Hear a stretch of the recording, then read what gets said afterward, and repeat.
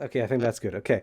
Anyway, so this is the 17th episode now of this stupid, absolutely stupid podcast that I do. Um, we haven't done an episode with all three of us since episode 7, so it's been 10 episodes since we did one together. Shit. Shit, indeed. Damn. Interesting. So yes, we're gonna go to Disneyland land now. We got 30 questions. Fucking hell. Really? Yes, we're gonna get through all 30 of these, and then we're gonna move on to the Sonic movie, and then who is the best waifu.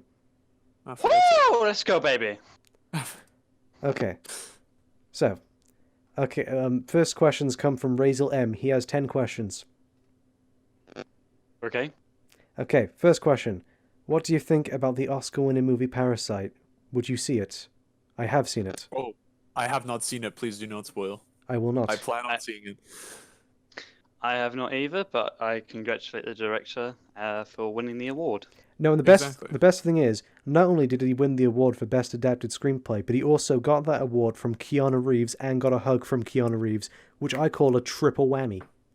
Wait, That's Keanu an Reeves award was in there? of itself. Keanu Reeves was at the Oscars. Holy shit. He gave the director of Parasite, I forget his name, sorry, but he gave him the award for Best Original Screenplay. Damn. And he gave him a hug. Well, that's Keanu for you, isn't it? He's just way too nice. Yeah, he recently actually won like a Rotten Tomatoes award, and he literally sent like a video to them so they could post it on social media of him thanking the fans. Oh, Keanu's so nice. Anyway, so anything else to say about that? I mean, I haven't seen the movie, so I can't really say, but like I said, congratulations to the director. Yeah, exactly. I'm looking forward to it, and congrats to the director. That's what I have to say. Okay. Alright, so next question from him is Doom 2016 soundtrack versus Doom Eternal soundtrack. Has the Doom Eternal soundtrack already been released? Some parts of it have, and all I'll say is that the parts that have been released sound super amazing. Henry was listening to it as well. It's really good. Yeah. I mean, I haven't listened to it, but I have listened to the Doom 2016 soundtrack, so Right. I can't really compare. Right, in that case, we're going to stop this podcast right now. Baggy, go listen to it and then come back. hey, I've listened to BFG Division, Right, and... have you listened to The Only Thing They Fear Is You? No. Right, that's No. it. What I'm going to do is that I'm going to... After this podcast is done, I'm going to send you the link and go listen to it, okay? Okay. Okay, good. All right. Henry, do you have anything you want to say about it? I think both soundtracks are pretty darn good. I really like that one song in Doom Eternal. It's fucking good. Yeah. Yeah, like I'm just excited. I'm just looking forward to the game. Soundtrack is good. Game's gonna be good. It's gonna be good. It's gonna be a fun, not family friendly time, but it's gonna be fun. I'm excited. No, what I It's gonna find be funny good. about the Doom Eternal Twitter is that they've been making a bunch of funny tweets lately. Like there was like one tweet where it was like 4 different pictures of like 4 other games coming out this year, and one of them was Doom Eternal, and it was just like, what game are you most looking forward to this year? And then Doom Eternal replies with the Doom Twitter account replies with Animal Crossing. Interesting. No, I just find that funny. It's just like instead of advertising their game, they advertise someone else's game. How nice of them. Come on, Nintendo. You know you want to do it. You know you want to do it. Yeah, put Doom Guy in Smash. Yeah. Yeah. You know you want to do it. I would You're too pussy to do so. Well, they have said that actually the creative director of Doom Eternal and Doom 2016 said that they have had talks with Nintendo about it, but nothing's gone official. Or maybe that's what they want you to believe. No, And they're they've just said. hiding it. No, they've said.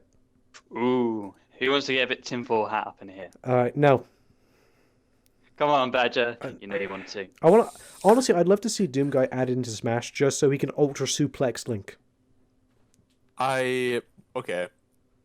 Yeah, I've got my own list of like characters I want added to Dante? Smash, but that's like a whole different thing that Dante, I'm not gonna get into it. Dante and Smash, guys. I think Dante wouldn't be a bad character to add in Smash. Devil May Cry 3 was released on the Switch just like 2 days ago as well. There you go. Yeah. And it's also the best version of the game because it allows you to style switch while in the game, and it also has combat, co-op in it. Oh, really? Holy shit. Yes. That's actually pretty cool. They added co-op into it, which is cool. Huh. I hope they add it into the PC version, but then again, there might be a thing to like buy the Switch version. Either way, now I can play DMC 3 on the go, which is cool. Because it's like one of my all-time favorite Hey, games. that's pretty good. Hey, that's pretty good. Oh, Devil May Cry 3 is so awesome. I could talk about it all day. Anyway, so yeah, soundtrack's awesome with Doom. All right. All right, third one. This also relates to Capcom, actually. Capcom Steam sale. Did you buy anything? No, I didn't. No, I didn't because I have a shit PC. Bad. I did not buy anything. Yeah. However, we can get into PCs later if you want, due to recent events. I think there might be a question later onwards that I'll ask about that, so we'll get to it then. Alrighty then. Fourth question I'm going to skip for now. Reason being, it's about the Sonic the Hedgehog movie, and we're going to talk about that later.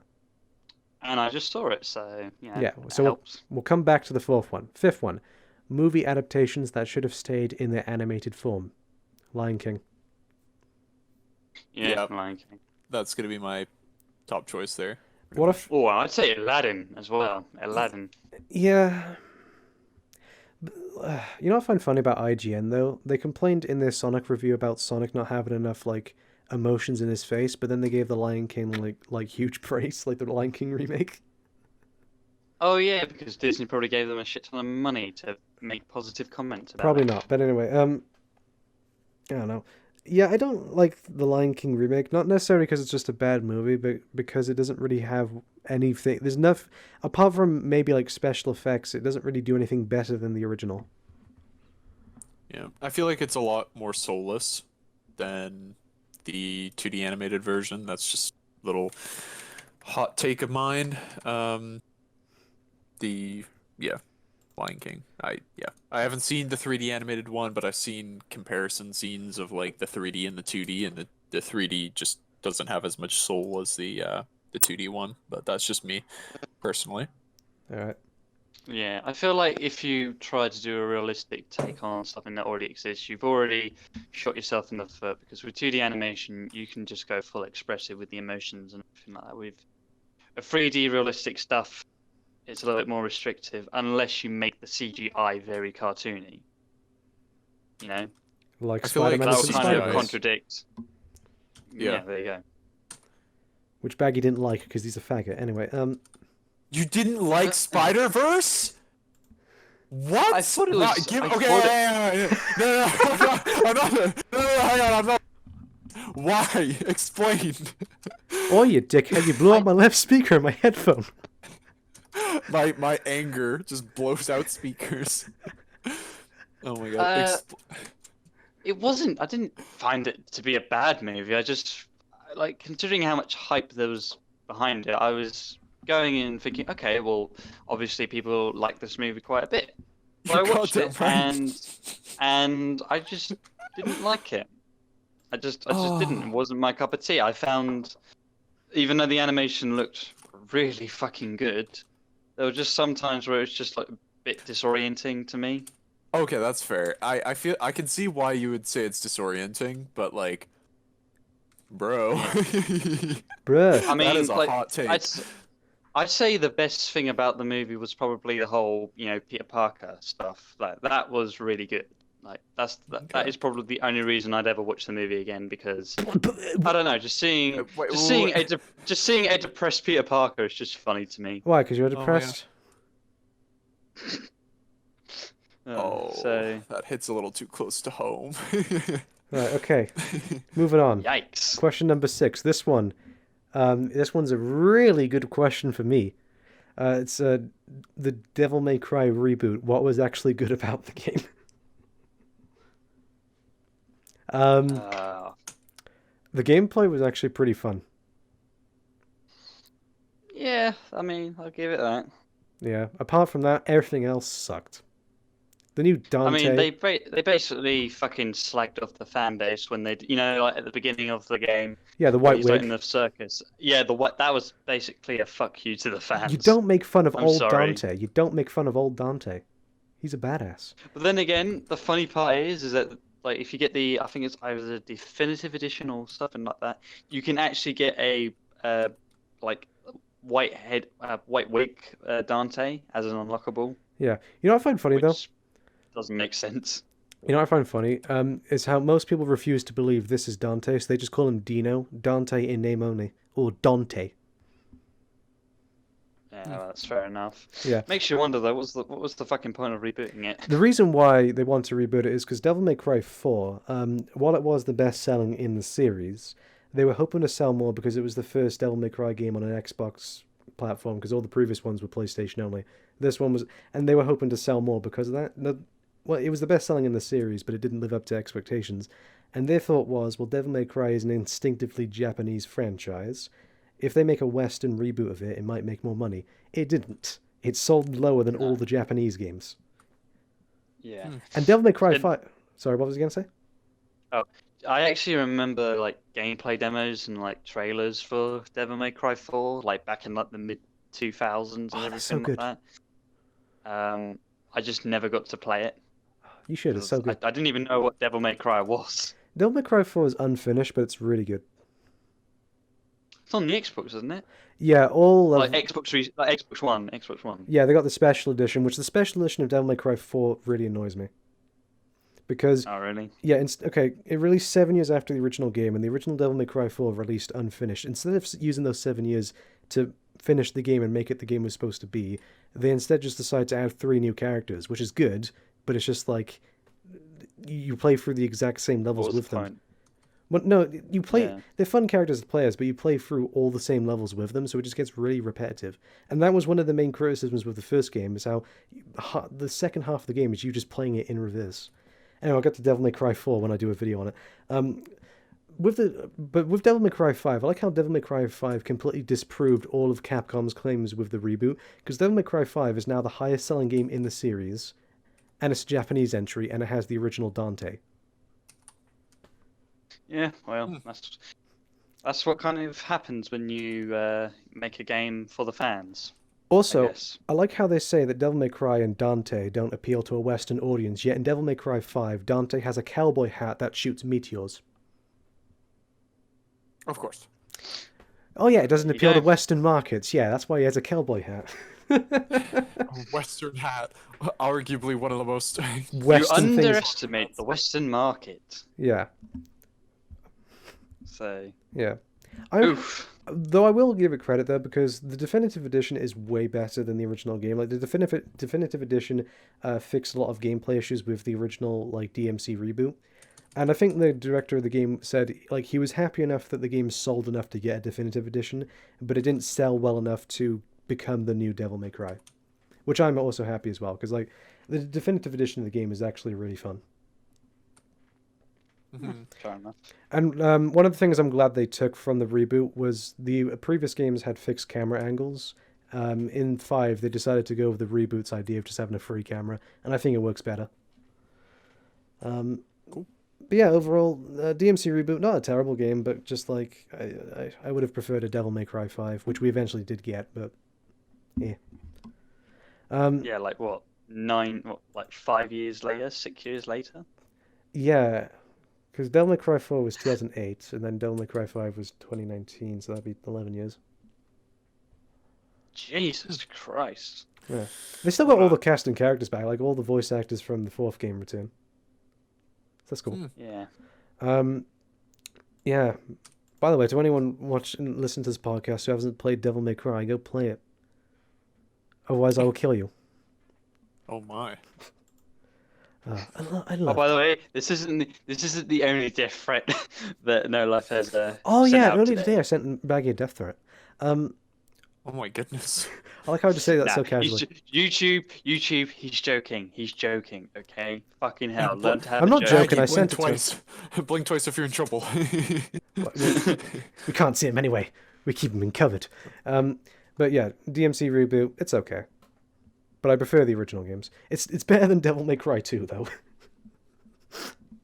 Devil May Cry 2 is a big piece of shit. Baggy, if you ever do play the Devil May Cry games, do not play the second game. I think I already knew that from the massive amounts of tweets that you made about it. Yes, Devil May Cry 2 sucks. That bad, huh? Yeah. It's so bad that there's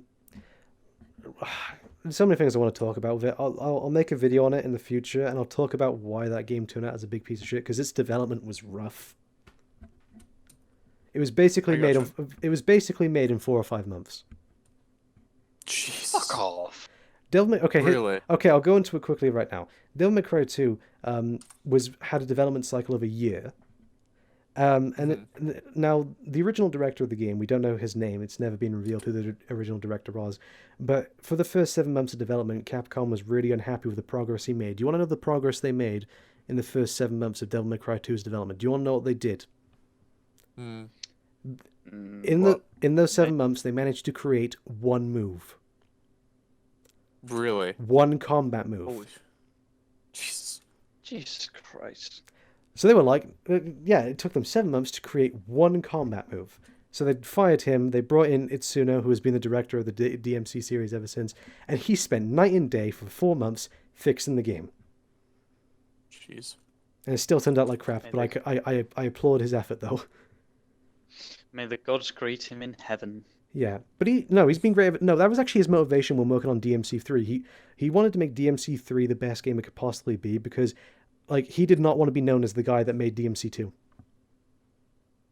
I can understand that. Yeah. Unfortunately, he got the director's credit for DMC2, despite him fixing most of the game. Ah, fuck. Yeah. Anyway, enough Devil May Cry. I talk about enough already anyway. But yeah, number 7, farewell Windows 7 support. Your thoughts on this OS? Windows 7 was pretty cool. I can't really say much. Baggy? Just Windows 7 in general. Yeah, just Windows 7 in general. I mean, they've shut down support for it. Yeah. I thought it was a good thing. RIP Windows 7, gone but never forgotten. Thanks Windows 7, even though I never really gave a shit.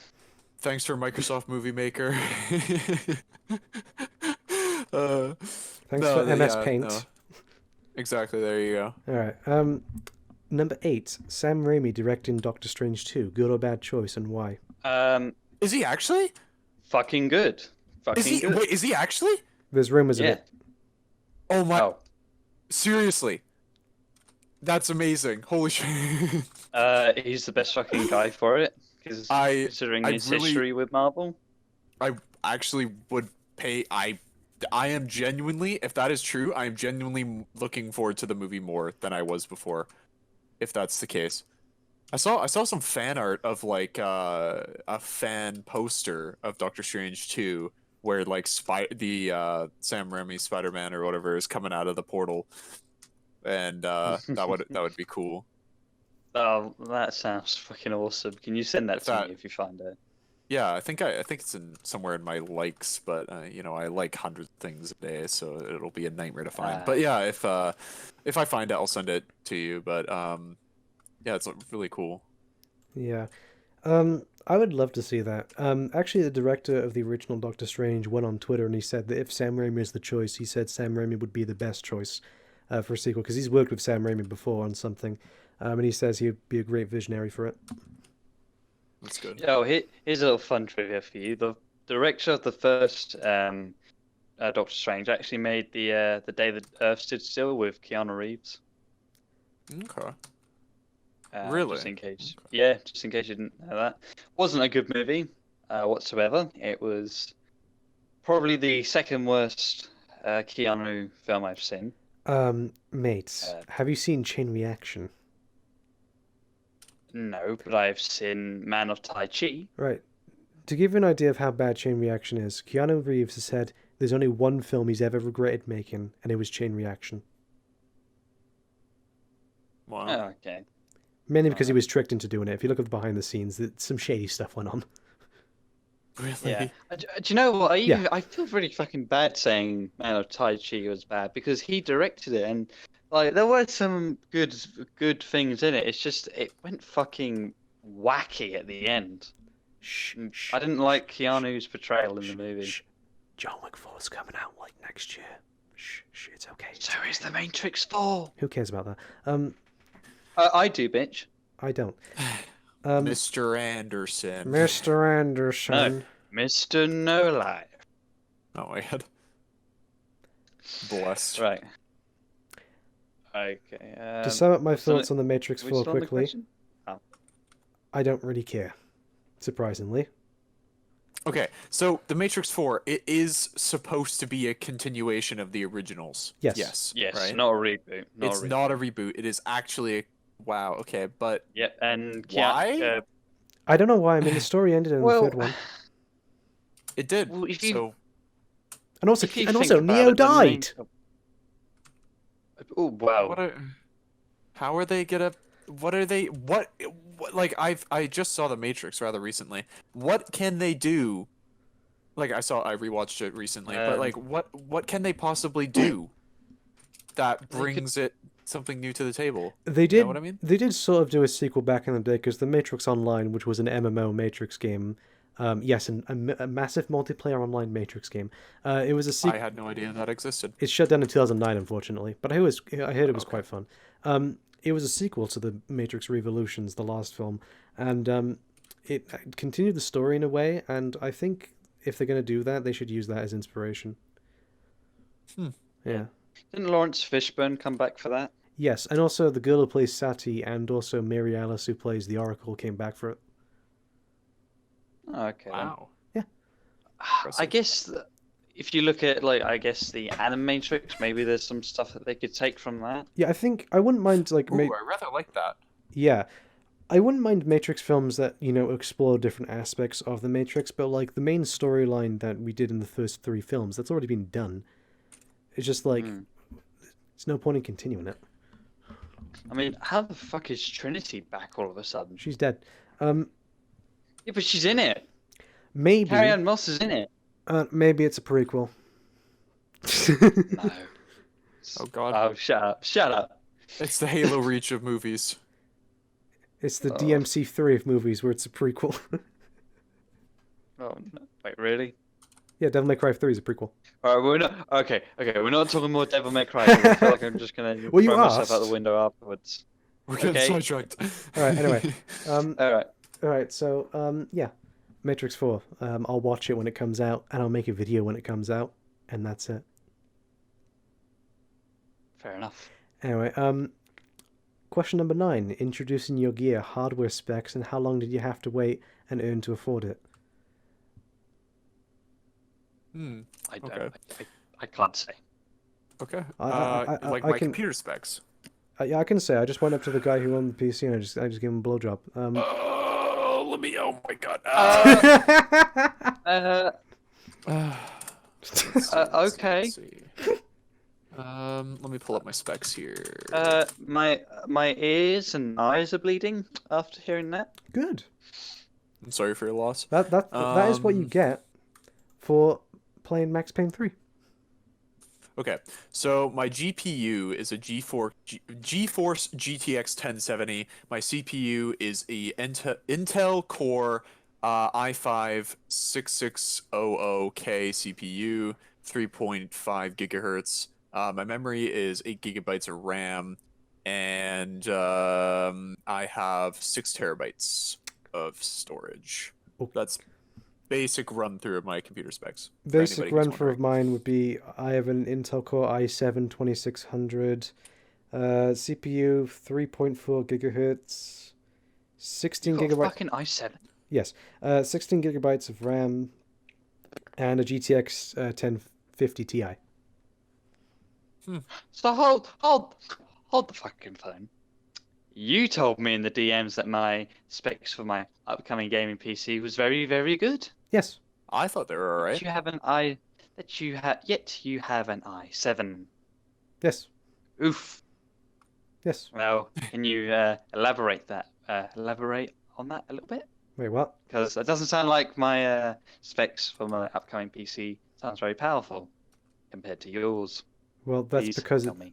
that's just because it's mine. Contrast principle doesn't work. What's contrast principle? Contrast principle is basically the idea of comparing something to something else to make it seem better when it's actually like not all that much better. It's basically what I'm saying is that just because like mine are better doesn't mean yours are terrible.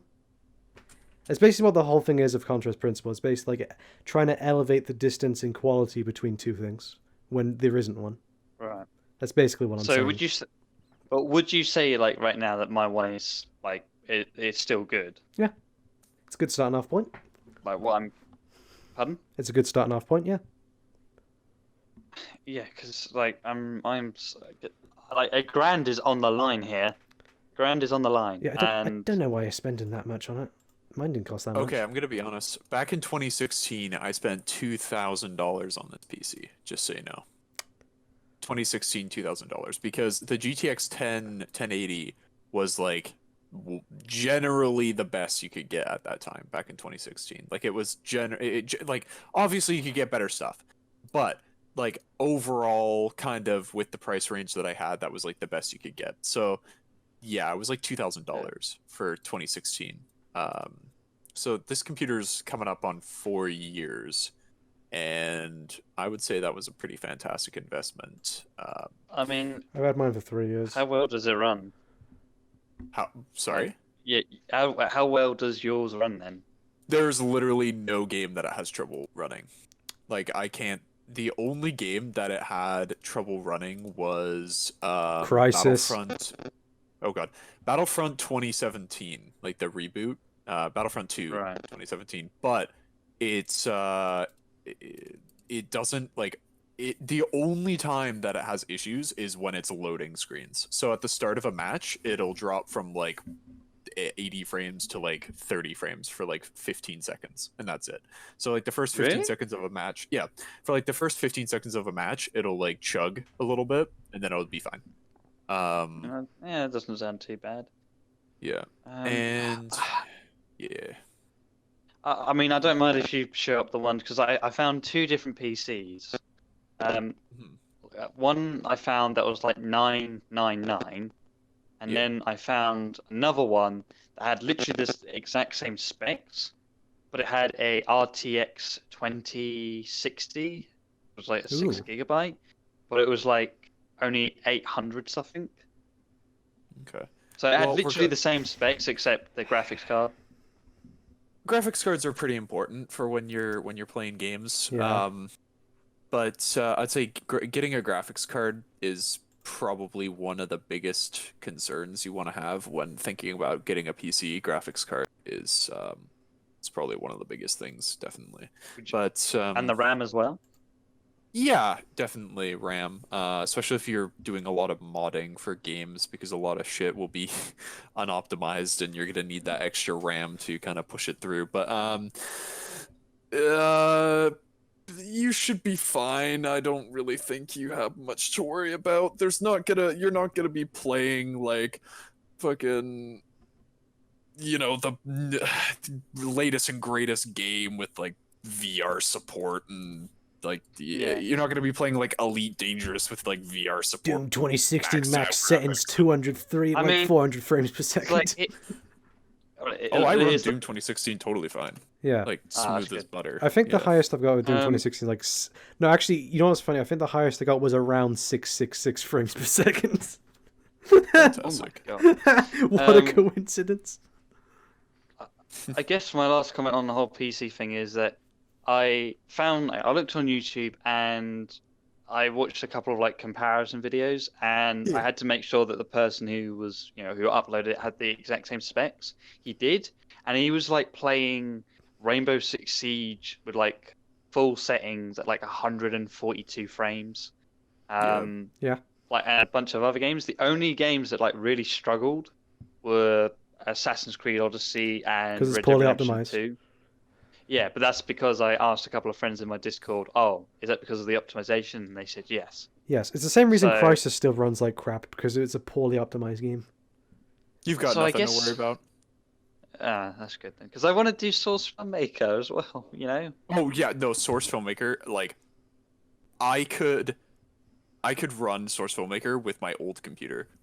So like, you're fine. You were totally fine. Source Filmmaker's only good You're for gonna porn. have to help me though. You're gonna have to help me though with Filmmaker, dude. Source Filmmaker is a pain in the fucking, like, pardon my language, but it is a pain in the ass. It is like, it's such crusty old software that it's like like I tried learning from like asking other people and stuff, but honestly, you're better off just like watching tutorials and just playing around with it because it's so it's like when you finally get it to work, it's fantastic.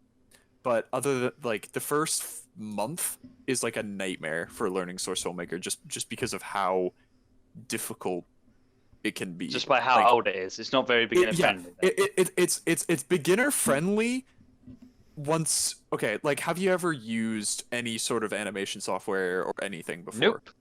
Okay. Nope. Well, you have experience in like video editing, so you understand timelines work and like frames per second and all that. So you've got that under your belt. So you have like the basic understanding of how movement works and how the frames and timelines and instances work. So yeah, it's not like you'll just have to watch a bunch of tutorials basically because wrapping your head around it can be kind of annoying. I mean, I don't have to do animations, right? You know, like the stuff that Benoski does. You know, he does like his sort of. I can just do that, right?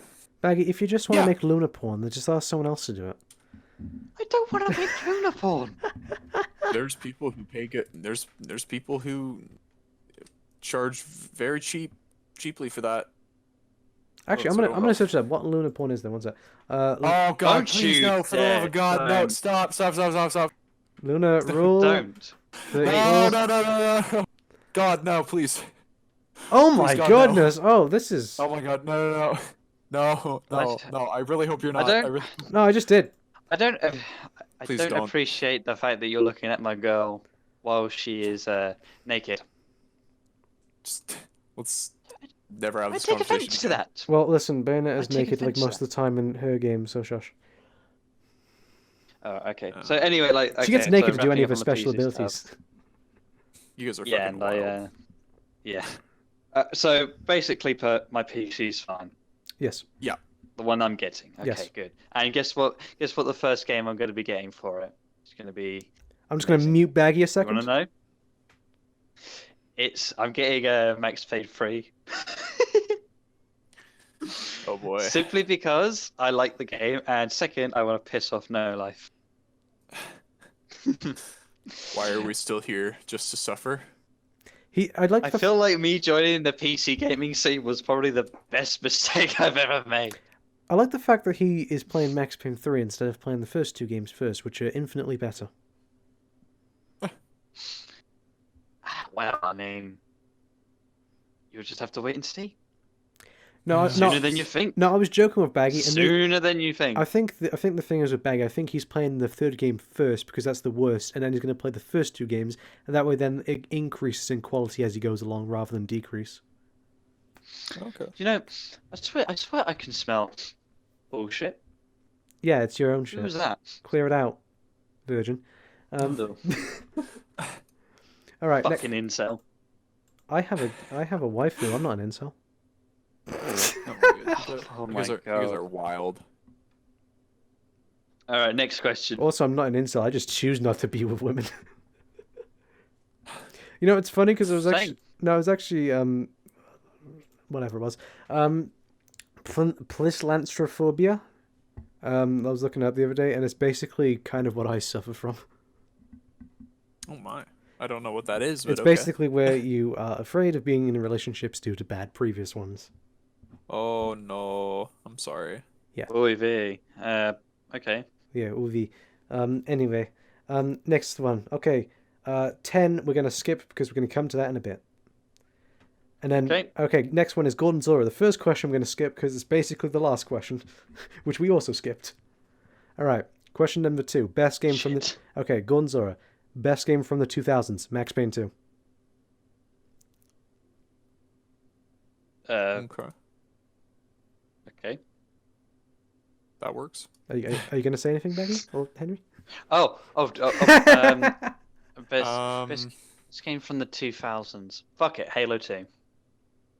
Ah, shit. That's literally.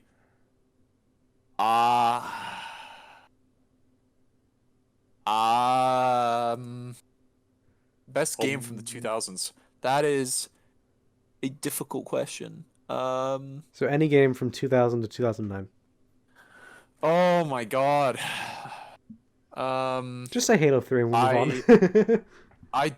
I'm gonna go with Halo 2, I think. Honestly. Bum bum Hot. bum bum bum bum bum bum. Oh my god, are you doing Max Payne 2's soundtrack is better. Bum bum bum bum bum bum bum bum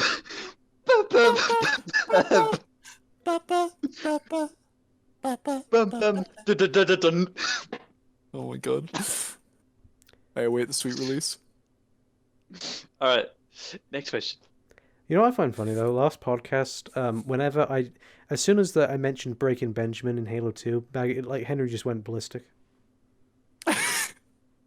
They fall in line one at a time. Ready to play. Oh, you know what? Actually, if I ever do a video on Halo 2, we should get like Gordon Zora, like Grunt 4500, everyone on here to just sing, like "Blow Me Away." Blow me away. I will. Hey honey. Hey So honey. fucking gross. Blow me away. Blow me away. Oh jeez. I actually quite like that song, and I quite like it in Halo 2. The only part I don't like about that song is when he starts screaming at the top of his lungs. Why? What's wrong with it? I don't like that type of music. Oh well, It's only a couple of. well then It's only a fuck couple of you, seconds mate. long, but Well then fuck you. You don't like black metal? Fuck you. I love everything about that song, just except those couple of seconds. Oh well, you know. I'm just like, You know what, in that case, I'm going to send you Subhuman from Devil May Cry 5, which is that times 10 billion, and we'll see if you like it. Oh my God. Sorry, so... Don't send me Luna stuff. Alright, so, no, I'm not going to send you any Luna stuff. Alright, so after this podcast is over, Good. I'm going to send you the Doom Eternal stuff, and I'm going to send you the Devil May Cry 5 stuff, and you give me your thoughts on it, okay? Okay. But yeah, anyway. Next question is, favorite video game of all time? Max Payne 2. I'm going to have to choose something that isn't Halo 2. No, you can choose Halo 2 if you want. We'll just accept that you're fuck wrong, it, and we'll Halo's- move on. Fuck it. I'm an Halo 2. asshole. Sorry, what? Wait, hang on. Sorry. Run the question by me one more time. Favorite I video just game wanna of all make sure. time? All time. Okay. Yes. Fuck. Max Payne 2. I'm gonna go with Team Fortress. Team Fortress 2 would probably be my choice. Team Fortress 2 is great, yeah. It's pretty much my go-to. Team Fortress 2. If there's one game that I know I'm gonna play probably for the rest of my life, it's probably Team Fortress 2. I would choose Halo, but I feel like I can. I really love Halo. Don't get me wrong, but I feel like I can only play it so much I feel like before I need to like rotate games. I feel like that with every single game. Like even if it, like, because like I hate it when people ask those questions. Like if you can only play one game for the rest of your life, what would it be? It's just like it doesn't matter what game it is. I'd get bored eventually. Mm-hmm. Yeah, that's fair. Yeah, it's just like I like variety. Variety is the spice of life, as they say. Question number 4. Oh, wait, what was Baggy's one? Halo 2. Okay. I'm mixed on Halo 2. Question number 4. Thoughts on video games going forward into the future? No microtransactions, please. Frame rate over resolution. Yes. Interesting. How it should be. Like how all Devil May Cry games run at 60 frames per second on PlayStation 2. Hmm. Do you know why? Because gameplay is more important than how it looks. How it flows is better than... Fair enough. Yeah. And I hate how a lot of developers prioritize like how a game looks over how it feels.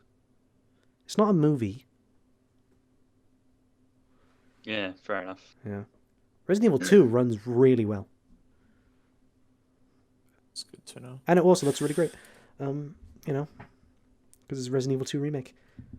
Oh yeah, Resident Evil 3 remake that comes out. When? Literally, literally next month. Yeah, I'm looking forward to that. You know, if Capcom's gonna do like remakes of old stuff, I wouldn't mind if they remade the original Devil May Cry. That'd be cool. Next question: thoughts on Half-Life Alex? I can't play it until later this year, but I'm looking forward to it because I don't have VR yet. I am genuinely, I am so excited, like unbelievably excited, because all this stuff that has been shown already, like as little as it has been shown, I am It's more than Halo Infinite. unbelievably excited. Yeah, it's more than Halo Infinite, and it's a new Half-Life game, regardless. No matter, like, I know when I heard it was a VR game, I had mixed feelings, but honestly, Half-Life is Half-Life, and I'm probably not going to play it for quite a while because I don't have any VR stuff. But I know my friends do. So perhaps I could. You know what I find funny? Half-Life Alex was announced 3 days after my Half-Life 2 video, in which I say there will never be another Half-Life game. Guess I was wrong. I'm just looking forward. Like. I'm looking forward to it too. It looks so cool. Yeah, a Half-Life game. A Half-Life game. Yeah, it's VR, but whatever. It's a new Half-Life game. Yes. I'm just excited for a new Half-Life game. That's really all I'm. That's yeah. I'm tired of the whole thing about like complaining about people saying it's VR because it's just like, well, Half-Life's always been known for pushing like video game hardware like to its limit and pushing it forward in the Yeah. Yeah, Half-Life was never supposed to be your average game. It never was meant to be that. So by doing this, it's just kind of doing the next step, I guess. Like, yeah. And if, you know what? A lot of people were saying this. If it does well enough, because of how Valve operates as a company, where people will, like, you can kind of leave a project whenever you want. Yeah. Which if Half-Life Alex does well enough, if Half-Life Alex does well enough, people are going to make more Half-Life stuff. People are going to be more interested. So I don't know. Like I'm just excited. If it does well, that's possibly more Half-Life content, and I'm just excited. I just want to see the new stuff that Half-Life Alex brings to the table. That's really all I have to say. I'm just really excited. You know, I have to say, why am I flicking my fingers? I don't know. I'm going to say it's going to do really well because the Valve Index sold out in the US and Canada. Yep. Yes. It's well, even if it doesn't sell a lot of copies, there's going to be an insane amount of people watching playthroughs because it's Half-Life. It sells itself.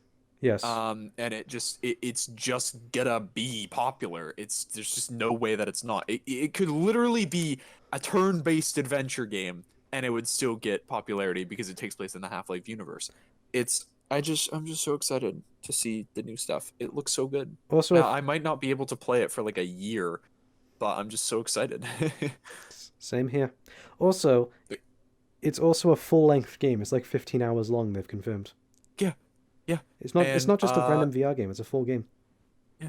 And it's not like they recycled models or anything. Like the new Combine look fucking glorious. And they're bringing in new ones too. There's like new Combine units and stuff. Yeah, so Stewart's on. The Cremator's coming back. Yeah.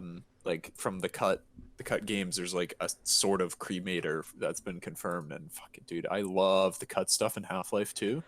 So like if they're bringing back even half of the stuff that I think they're bringing back in Half-Life Alex, expand not only expanding just the game in general and making all these new enemy types and these new encounters and everything, the lore is going to be expanded upon too, which is one of the biggest things that I love about Half-Life. As little as the lore is, just the implications and just kind of the world building and everything, it's just chef kiss. It's beautiful. So I'm just excited. I don't even have to play the game. like if I never get the chance to play the game, like theoretically speaking, and I have to just watch a playthrough, I am still totally on board. It's just I'm so excited. Also, Mike Shapiro, who voices the G-Man in all the Half-Life games, he's returning to voice the G-Man in Half-Life Alyx. Good. Okay. Yeah. Good, because that's what I was worried about. As soon as I saw G-Man, oh, it's G-Man. But then I was like, oh, is he gonna be by the same guy? Because the game was like literally over 10 years ago, right? So Yeah. is he gonna be same guy, or is Yeah. the guy even gonna? Yeah, but no, he's back. Okay, very nice, very Yeah. nice. They have changed the voice actress for Alex, but then again, it's a younger version of Alex, so it makes sense too. Yeah, that's fair. And from what I heard, I couldn't tell much of a difference. It's not that jarring. Apparently, Mil Dandridge, who did the voice of her in Half-Life 2, actually did come in to do stuff for Half-Life Alyx. So who knows? Oh, okay, that's good. That's very good. Maybe it'll be like Yeah, an ending maybe- cutscene. Yeah, maybe that would be cool. Because it's set between Half-Life 1 and Half-Life 2. Which I'm very excited for. Yeah. Anyway, Baggy's been pretty silent throughout this. Baggy, what's your thoughts on Half-Life Alyx? I can't really say much because I'm not really a VR fan, but hooray for Half-Life fans. Okay. So Henry, do you have Yeah. anything else to say? No, I plan on getting a VR headset eventually. I'm actually gonna get a Oop. So I'm one way or another I'm gonna be able to play this game. So I'm excited. I'm excited for the lore, the characters, just everything. I hope they make merch, honestly, merchandise. As silly as it sounds, I really hope like a lot of Valve games just don't seem to make a whole lot of merch. You know, like, Portal, that is true. Portal, when you look at Team it, it's Fortress 2. Actually, Half-Life has plenty of merch. like I have a bunch of it in when my you room. look What are at you other on about, games- Henry? when you look at a lot of play games, like you can go on their site and like Overwatch, for instance, they have like vinyls, hoodie, fucking lunch boxes and shit. Like Half-Life, they don't have that much. Contrast And they don't principle. That's true. Yeah. That's true. But still, Yeah. And don't forget, It's- Half-Life is practically an adult game. Yeah, that it's, is true. it's an Then again, so M-rated is game. Team Fortress. Yeah, it's an M-rated game. I just want some fucking Combine like vinyls or action figures. Okay, let me live my life. I just You know, I find funny. let me live. You know, I find funny though. The Combine are so cool. Yeah, they are. You know, I find funny though. Mm. With speaking of ratings, I found out the reason the original Portal is rated T for teen is because there's blood in it when you get shot. That's literally it. Wow. No, because I was researching it, and apparently, if there is blood in a video game, it automatically gets rated T for teen. Huh. So yeah, that's literally it. That's why Portal 2 is rated E, like everyone 10 and up, because it has no blood. Oh. Yes. Fun fact for you. Anyway, I think we're done with that. Okay, next question from the hole in my garden. Favorite. Yeah, I don't know what the meaning behind that is, but anyway, favorite worlds in fiction, games, movies, books that have universes and worlds you love exploring through the text. Some of mine would be Fallout, Metro, Halo, Alien, and Blade Runner. Yeah, though right off the bat, those would be my choices. To name a few more, like I guess Starbound, fucking TF2, Overwatch. Oh, geez, Darkest Dungeon has a pretty cool. Parade 2017. fucking Into the Breach, FTL Faster Than Light. That's a huge one. Parade 2017. Fucking Prey 2017, Doom, even, fucking Monster Prom. Bayonetta. Don't judge me. Definitely Fallout. Let's see. Ark Survival Evolved has some pretty interesting lore. Let's see. Subnautica? Subnautica, yeah. Actually, little fun fact: Subnautica and Natural Selection 2, which is one of my favorite games ever. They've been confirmed recently that they're the same universe now. Yeah. And Subnautica is a prequel to Natural Selection 2, which is really interesting. they're like vastly different games. Like Subnautica is like a survival game, and then Natural Selection 2 is a first-person shooter slash multiplayer RTS. Um, it's super interesting game though. You should really, if you haven't heard of it, really check it out because it plays like a first-person shooter, multiplayer first-person shooter, but it also plays like an RTS where there's a team leader and they lead the units, which are the players.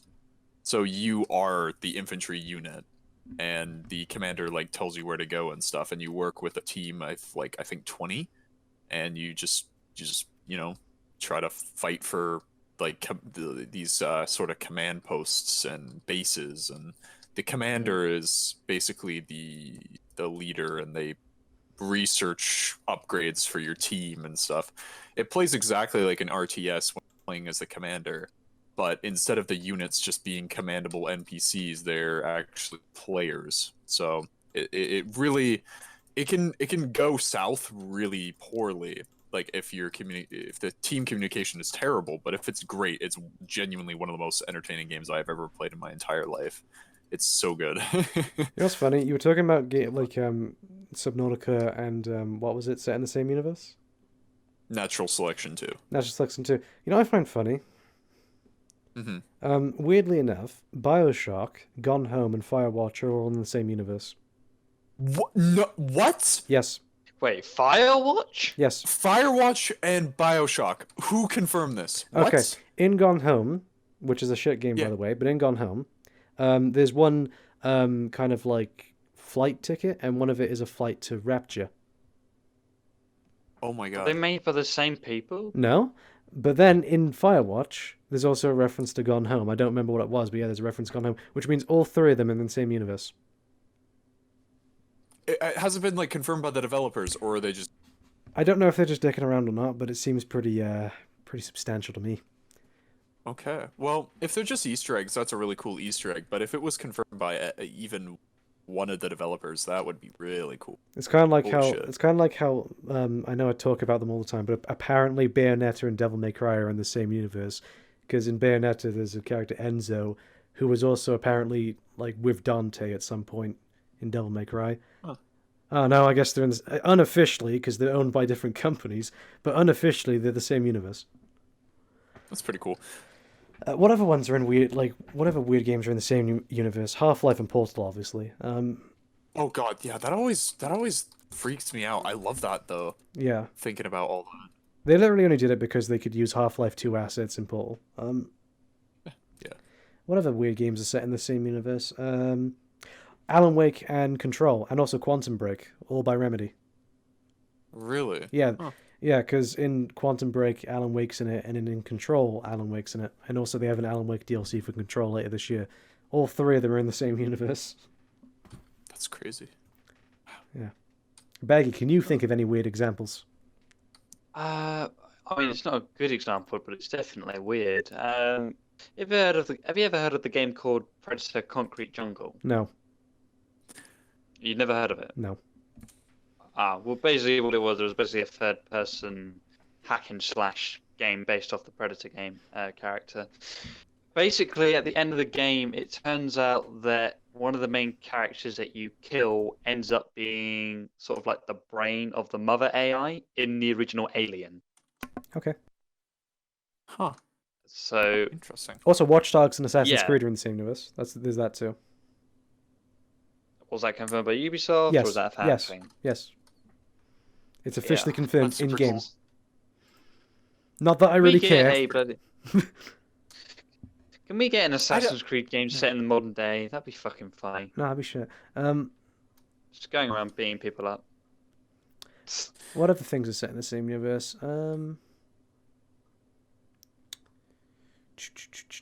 Apparently, okay, so this is a weird thing. Okay, both Splinter Cell and Metal Gear Solid make references to each other, and it almost implies they're the same universe, which I find it hard to I've believe. heard about that too. I find it hard to believe, but I would love it if they were the same universe. I think that is just more of like a fan thing, really. Yeah, I mean they're owned Just by like, different oh, companies. Yeah, I think that it's just something like, oh, if there's some Splinter Cell players who also play Metal Gear, let's throw in a Splinter Cell reference for them. I feel like Splinter Cell did the best Metal Gear Solid references, especially in Wildlands. No, I think Metal Gear Solid did it Um, better. really? Yeah, because in Metal Gear Solid 3, he not only makes a reference to Sam Fisher, but he also makes a reference to Siphon Filter, in the same Oh yeah, sentence, yeah, I know. which I think is really awesome. Can't you Right. get Sam to do this job instead? Oh, that was cool. That's Yeah. awesome. What other games are set in the same Yeah, universe? that's so for me. Um, Doom and Wolfenstein, same universe. Oh yeah, that's right. Yeah, they. Oh my god. Yeah. That's. I. Okay. Like I know, in one of the logs in Doom, it mentions like, or no, not Doom. In Wolfenstein, it mentions that the Nazis went to the Mars and then they left it for an unknown reason or something like that, and that basically confirms that Doom and Wolfenstein are the same universe. But has that actually like been confirmed, Yes. or is that just an Easter egg? Like actually genuinely confirmed? Yes. Okay. Wow.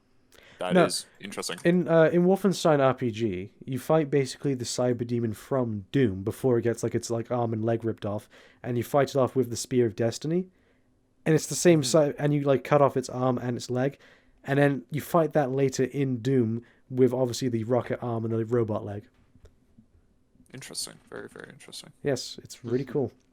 There's a lot of weird examples of games being in the same universe. Can't really think of any. I don't mind when games do crossovers like that. I think it's pretty cool as long as it kind of makes sense, and in the context of the universe. I think it's a cute thing. And then that, if the community doesn't like it, it's loosely based on, if it's loosely canon, then then it's fine. Yeah. All right. Next question. We were on that for a while. Okay, this one comes from Irish Meme Game Boy Guy, and he has two questions. One of them is serious, and one of them is a joke. His first one is, favorite video game console design, PlayStation 2. Like how it looks from the actual console controllers to the UI, PlayStation 2. Easy. That's fair. I was a PlayStation 2 kid. I did not have an original Xbox. I was a PlayStation 2 kid. Makes sense considering I'd say my love for Devil May Cry. favorite design would be the GameCube. It's literally a fucking cube. That's literally why I like it. Whew, that's difficult for me. I don't know what I would say. Favorite console. Xbox One shit. I would say maybe the classic Xbox. Oh, yeah, I really like that. I like how it's kind of in I the thought shape that of an was cute. X. Yeah, actually, TurboGrafx 16 would be my favorite console, just Yeah. design-wise. It's a weird, clunky box that isn't symmetrical at all, and it pissed off one of my friends that had like crippling OCD. Shout out to my friend there. I'm not naming names, but he actually has Billy. like really bad OCD. I used to know him in elementary school. I met him through elementary school. Fucking, oh my god, poor kid didn't stand a goddamn chance in the wake of my TurboGrafx 16. Just he literally would get like anxiety from just like looking at it. He was like, dude, just fucking clean that. Just fucking like, I don't know, like hack it apart. I don't care. It's not symmetrical. Damn it, Billy. Poor. But yeah, no, I like it. It gives me like I still have it. It's older than me, and I still have it because my dad gave it to me. So shout out to my dad there. But it's literally older than me. So it's like we're looking at like 26 years old probably. It just gives me so much nostalgia just looking at it. So that's probably my favorite design-wise, just because how wonky it is, but also just gives me so much nostalgia just looking at it. So yeah, Okie dokie. that'd be my choice. All right. Are we all done with our answers? Yeah, I think so. All right. His second question is also favorite color of pubic hair. If you don't know, just imagine the different hair colors and come up with an answer. I'm gonna have to say purple. Jesus. Hey! Hey! Oh my god. Well, it's not, I'm okay. Naturally, I'm not. Actually, you know what? I'm not even gonna answer. I Baggy, what's your just answer? not gonna answer. I'm not going to answer that either. Come on, You guys are answer it. fucking wild. I said purple. I'm embarrassing myself. It's But not. It's only That's not a because you like natural crabs. color, though. Nobody, unless if you're some mutant. Oh my god, genetic engineering. Do you think they can do that? They Cat can. girls, They totally. cat girls, Neckos, I want them. No. Okay. I'm gonna. Do you have Elon Musk's email? I'm just gonna email him if he could make genetically engineered humans with colored I know his colored Twitter. hair. Okay, fantastic. He doesn't follow me though. There you go. This is what I'll ask Elon Musk. Make me Yo. a blue hedgehog that can run at the speed of sound and can also talk, because I need I a think- He fucking Can't run friend. at the speed of sound. You can't run at. Okay, first of all, you can't run at the speed of sound because that just breaks like every law of like I don't fucking like gravity probably thermodynamics probably yeah I would imagine because of the amount of energy it would take for a being to run at that speed. Yeah, that probably breaks like one Also- of the probably like second law of thermodynamics. I Also, don't really, air pressure from going that fast. master at this. Also, yeah, air pressure, gravity, let's probably mass, Newton's law. Yeah, it's an abomination of God. It just it couldn't feasibly exist. If it ran past you, it would probably rip off your skin. And its skeletal structure probably couldn't support that. Yeah, I'm no scientist, but you know, I got an A in biology, so I just fucking no, I just probably something like that couldn't exist. Moving on. I'm just being stupid. Don't mind me. I'm just being really fucking Yeah. stupid. Zimmy asks, coolest skeletons. Hey, Not me. Coolest skeletons? Not me. I'm a Okay, skeleton. I'm so shit.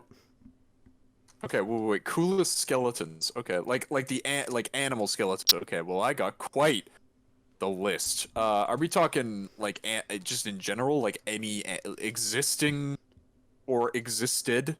Like it has to exist. I'm gonna assuming. go with Can't the be a xenomorph thing. skeleton. Oh god. Okay, I'm gonna go with real skeletons. Boring. Mixing off like things here. Probably I'm gonna go with Gigantopithecus. Let's see. Spinosaurus, Dimetrodon, Mammoth, Diplocalus. Let's see. Plesiosaur. Probably Galapagos. Fucking I totally fucked that up. Tortoise. Ooh, let's see. What is also a cool skeleton? Whale skeletons are pretty cool. Although I have like crippling thalassophobia, so seeing like underwater bone skeletons freak me out and give me the chills. Let's see. Crocodile skeletons are pretty fucking cool. Literally any dinosaur ever. That's pretty cool. Yeah, you know my favorite dinosaur? Yeah. It's the one that begins with N. You know the one. All right. Wait. What? All right. Run that by me one more time. Okay, so I'm just gonna send you the Wikipedia page of this dinosaur, and enjoy. I'll send it in the Discord. Oh, are you referring to the dinosaur that has 500 teeth? Yeah. Oh yeah, that one. Oh, for God's sake. Yeah, it is. I know. I'm a paleo. I can do. I'm a dinosaur master. The dinosaur with 500 teeth.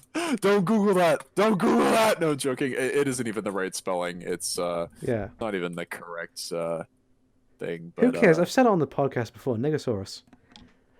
No, it's Niger, because it's the location. Oh, you monster! How could you?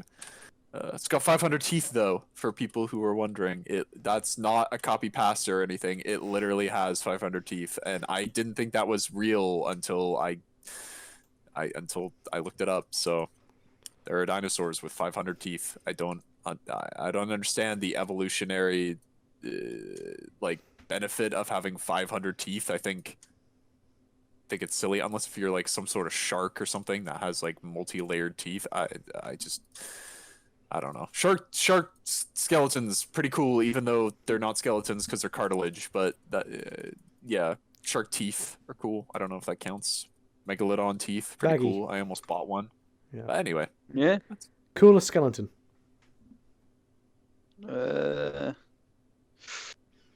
The spooky, scary skeletons. No, it's got to be an official one. I don't Just know. say Ghost from Modern Warfare. Go ahead. Yeah, it goes from Modern Warfare. The only reason Okay. people like him is because he looks cool. Name me something about his character. His voice What about his voice? is badass. Name me something about his character. There are a bunch of comics written about him. What about the actually. game itself?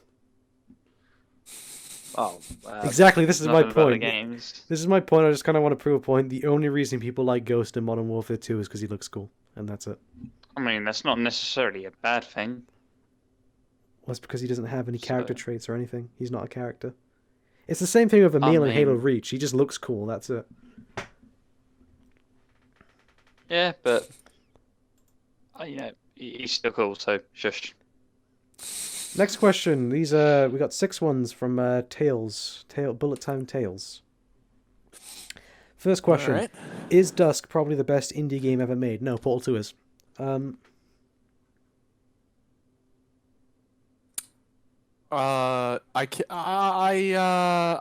I think there's better indie games. No offense. Then That's just then my hot take. wait, then Dusk or Portal 2? Dusk. Dusk. Okay. I think there's better ones. I Um, think there's better ones. Yeah, I like Dusk. I think it's really cool. I like how it was the kind of a return to like Quake back in the day. Yeah, I like Dusk, but My Friend Pedro came out the same year. Oh, jeez. Oh, My Friend Pedro is so awesome. Baggy, play it already. Shush. Oh my goodness. But yeah, I feel like personally, there's more enjoyable ones, but I heard it's good. So What's your favorite indie game, So, you know. Henry? I've got a handful. Hollow Knight was probably my favorite overall, but like Risk of Rain, FTL, yeah, those are just a handful of ones that I really enjoy. Baggy, what's your But favorite? yeah, What's your favorite indie? the Hotline Miami games and Subnautica. Okie dokie. There you go. Yeah, my favorite's Portal 2. I would play Subnautica, but I literally have thalassophobia, which is fear of like open ocean, like being in the open ocean. Yeah, that's So like, fuck, dude, I can't. It's like a survival horror game for me. Playing that. Well, it fucking kind of is game, anyway. Honestly, like, well, yeah, but Even though it's like rated 12, isn't it? like, okay, I so I is was Slender. playing.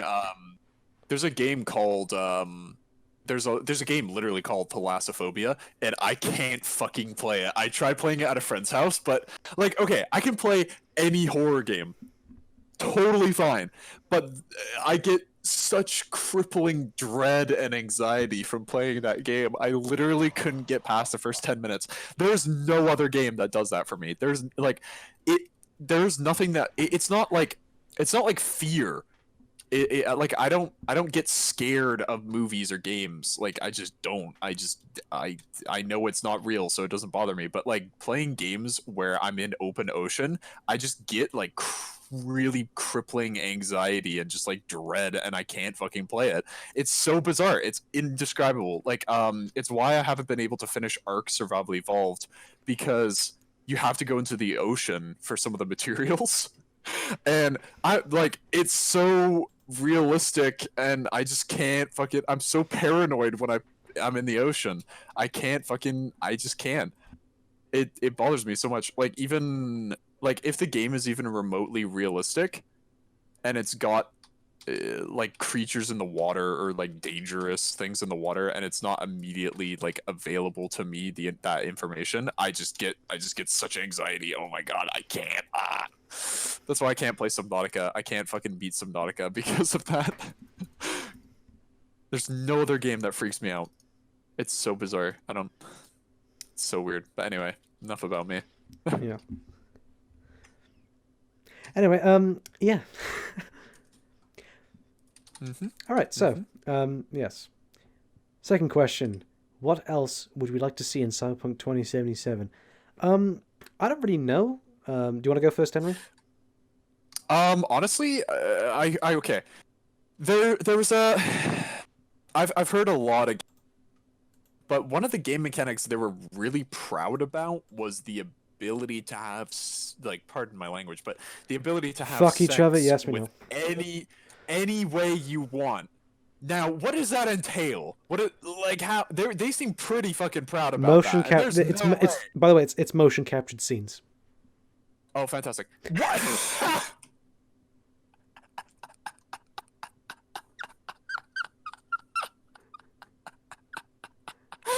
No! Just fuck. Imagine just like being like going on fucking like on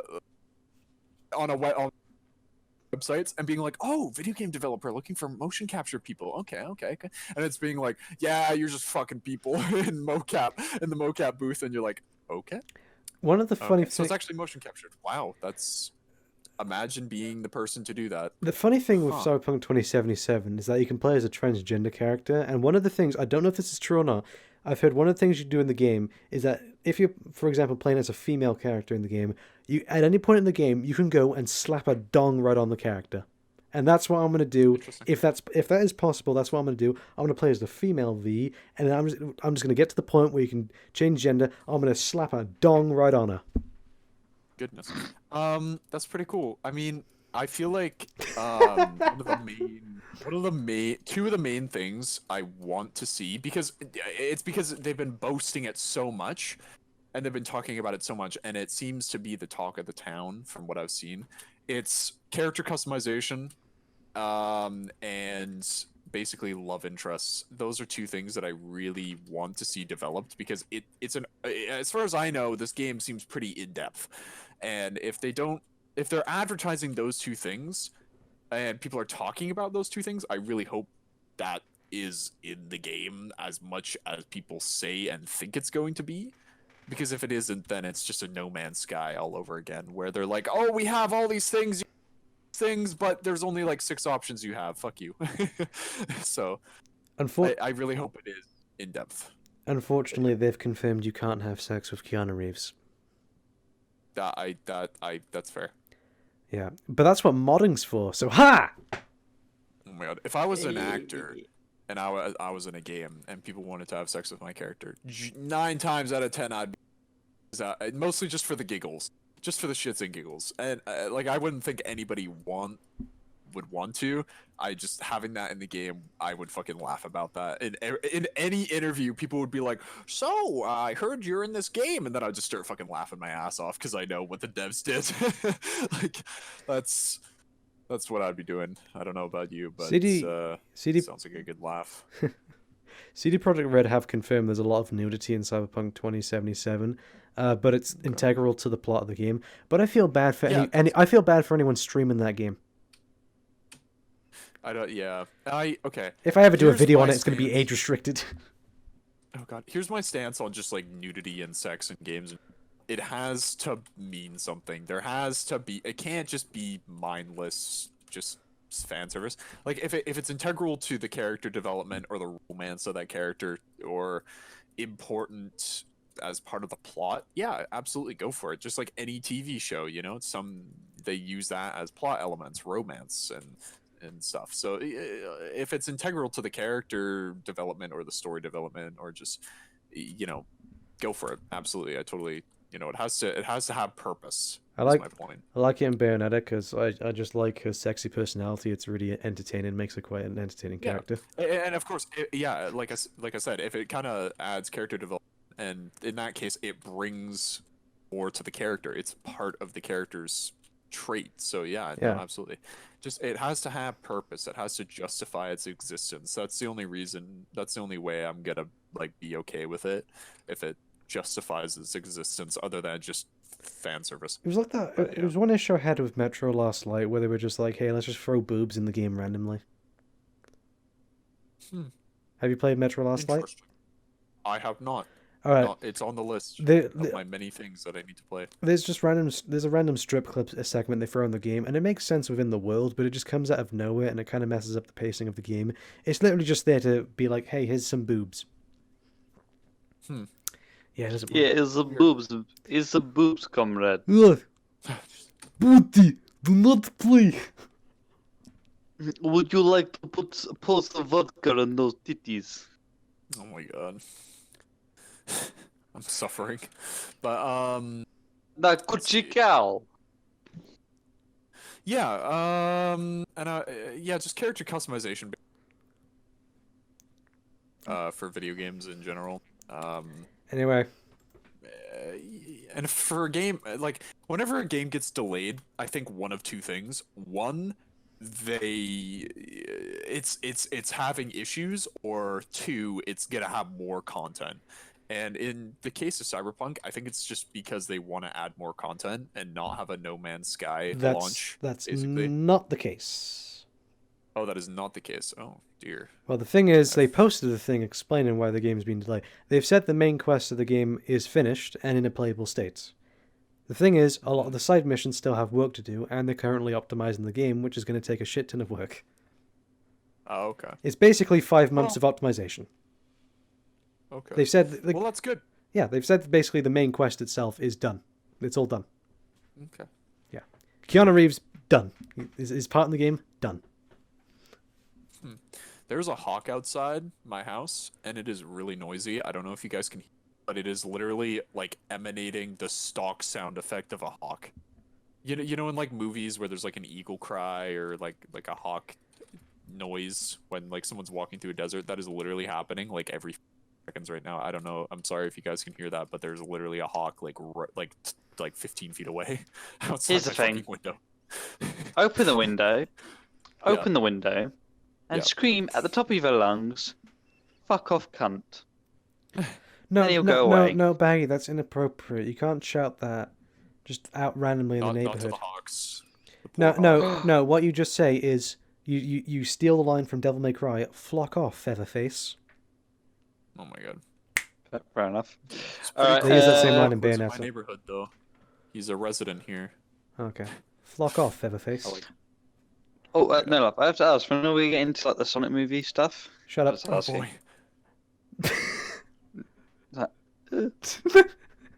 I said we get into it later. We got to answer all these questions first. People took the time out of the day to write these questions for us, so we have to at least be decent Yes. by answering them. Okay? Yeah, that's fine. Exactly. Because I don't want anyone feeling left out. Mhm. Yeah, Alright. fair enough. All right, question 3. I'm gonna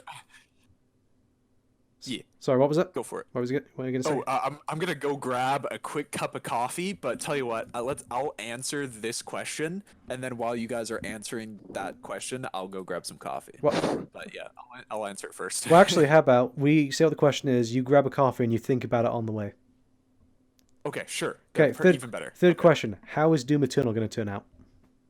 Oh boy. Okay, I will be right back. So, Bay, how do you think Doom Eternal is going to turn out? Probably good. It's gonna be good. I think it's going to be one of the best FPS games this generation.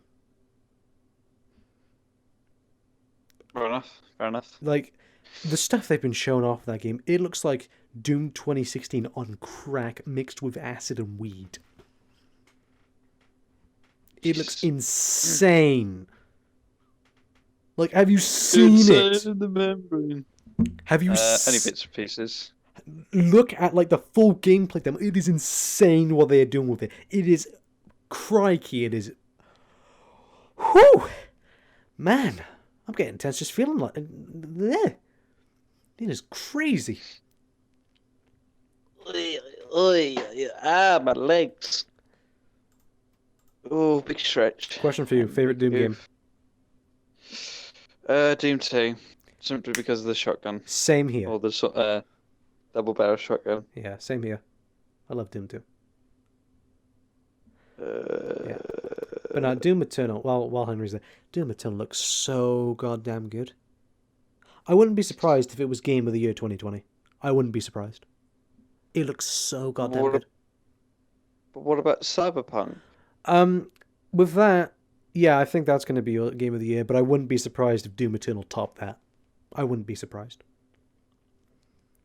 Fair enough. Also, if Bayonetta gets announced and comes out this year, maybe. I just want some news on Bayonetta 3. It's been 2 years since any news has come out. Why is there no news on Bayonetta 3? I mean, I'm still waiting on episode 2 of Hell of a Boss. Yeah, but at least like the last one, So, at least the last one came out like a few months ago. true. Bayonetta has literally seen been that 2 bit. years. No information has come out since Game Awards 2017. Hey, I just want to see my girl, you know? I want to see Michael again. I want to see Michael. Huh? Well, I don't know, go and create a bot or something like that.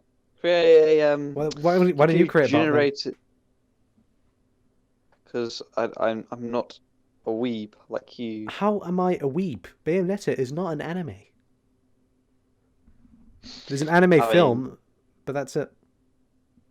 I mean, considering the amount of anime Nikos that you retweet, wouldn't be surprised if you wanted to make one of those in your spare time. No. Okay. Nico. I have returned. All right. So, what's your thoughts on Doom Eternal? We totally didn't get sidetracked. Thoughts on Doom Eternal? I think it's gonna be really good. I hope SnapMap comes back. It's not. I don't know if that's been confirmed. Just crushed your dreams. No. Well. Really? Well, It's not coming back. No, it's not. D- well, I mean, No! Oh my god, are you serious? Yeah. That's the worst news I've heard all week. And I've heard some pretty bad news. Oh, you're kidding. No, really? Yeah. Oh. They confirmed it when the game was That's- announced. What? Seriously? I thought that was just like a fucking no. I'm so sad. SnapMap's Alright. not coming back. Henry. What the fuck? Henry. Yeah. I think you're a bit stressed, so to calm you down, I'm gonna send you a meme, and I'm sure you'll appreciate Okay. this meme. Okay? I guarantee I will. Okay. I think you'll enjoy this meme. hey, I mean, Alright. it's the thing, Henry. You have Twitter. Look what happened to the Sonic movie. If you outrage enough, they'll put SnapMap. They'll put the map creator in the game. So go on, meme. fire up your Twitter. Also, they've confirmed Oh, there's boy. no crouch button in Doom Eternal. Oh, that's what? There's no. You can't. Doom guy can't bend his knees. Is he alright? How's his joints? They replaced it with another mechanic, and they realized that the amount of mechanics that add in the game, they're gonna have to remove the crouch button. Interesting. Which they probably designed. Poor Doom guy. They probably designed the game around the fact that you can't crouch, so it's not really a huge issue. That's fair. Yeah. Okay. Anyway. Yeah. Next question. Best games of the 2010s. Alan Wake. 2010s. I got a list here. Damn. Oh fuck. Oh, I don't. Oh my god, that's. Gaming was so good though in the 2010s. It was like peak. So like I can't choose. I got a couple I have games. a good fucking list. I have a good list. It's better than yours. No, let's hear yours first. Let's hear yours first, Baggy. All right, so Jedi Fallen Order, Red Dead Redemption 2, Oh, fuck Prey off. 2017, Watch Dogs 2, Crackdown 2, Sonic Generations, Splinter Cell Blacklist, Splinter Cell Conviction. Remove Red Dead Redemption 2 fucking- from that list, and we're good. I won't. What else? Resident Evil 2 Remake. Yep. What else? Fuck it. Grand Theft Auto 5. No, fuck you, get up. No. No Rockstar games. No. No. No, take it off. What else? Breath of the Wild. Okay, good. What else?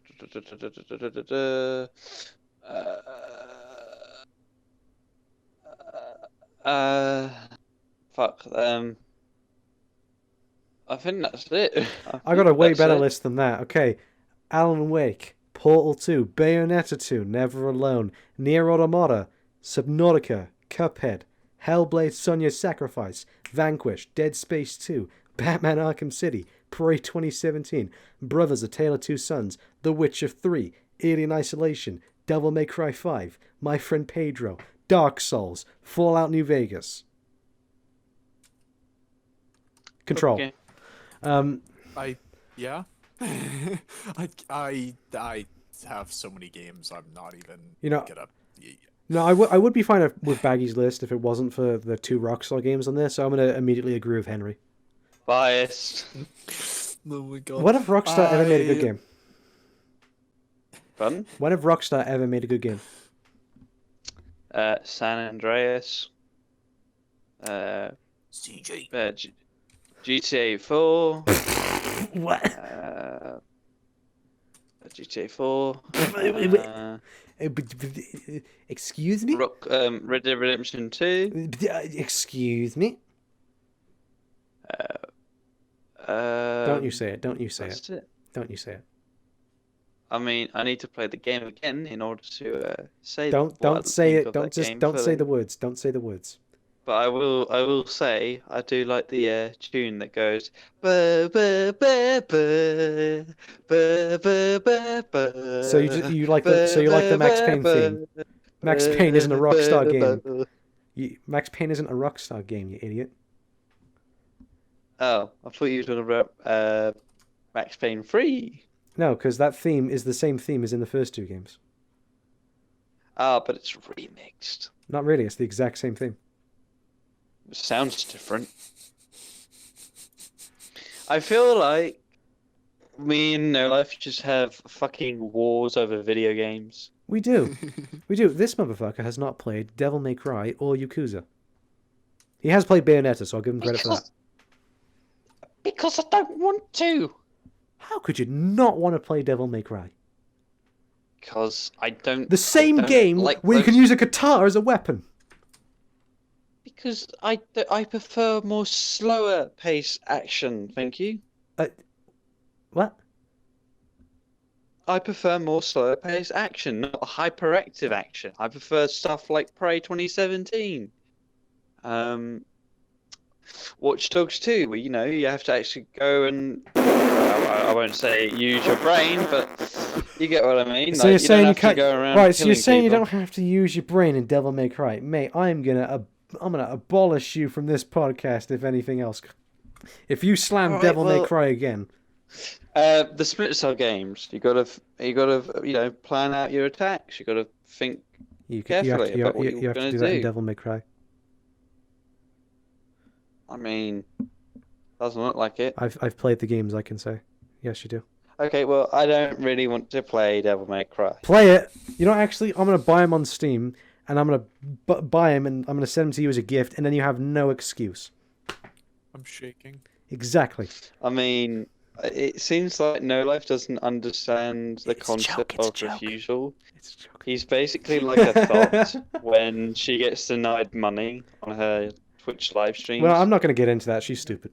By the way, for anyone in the audience, because I had a bunch of comments on like one of the previous podcasts. People seem to think we genuinely hate each other. It's a joke. Yes, it is a joke. Fucking hell. You're like those. I'm not even going to get into that subject. I mean, I do think Baggy should play Devil May Cry at some point, but he's not obligated to, and I don't really care if he does or doesn't. Hey! I mean, No. hey, I'm getting a PC, so, Yeah. Although I would definitely recommend them. They are really fun games.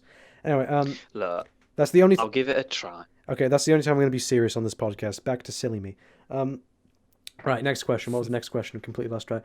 Oh yeah, best games of the 2010s. Oh wait, yeah, we already did that. Okay, Number 5, worst games of the 2010s. Hunt Down the Freeman. Broken game. You Yep. can't even finish it without console commands.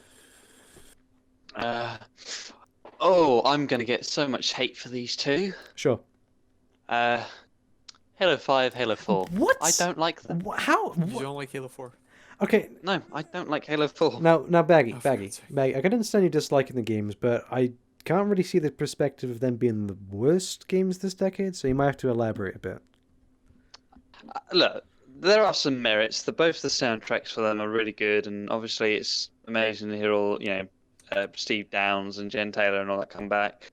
But they're just not what I guess what I want from Halo, I guess. I don't want overly powerful Spartan abilities, going around slamming like you're fucking Superman, slamming down the ground.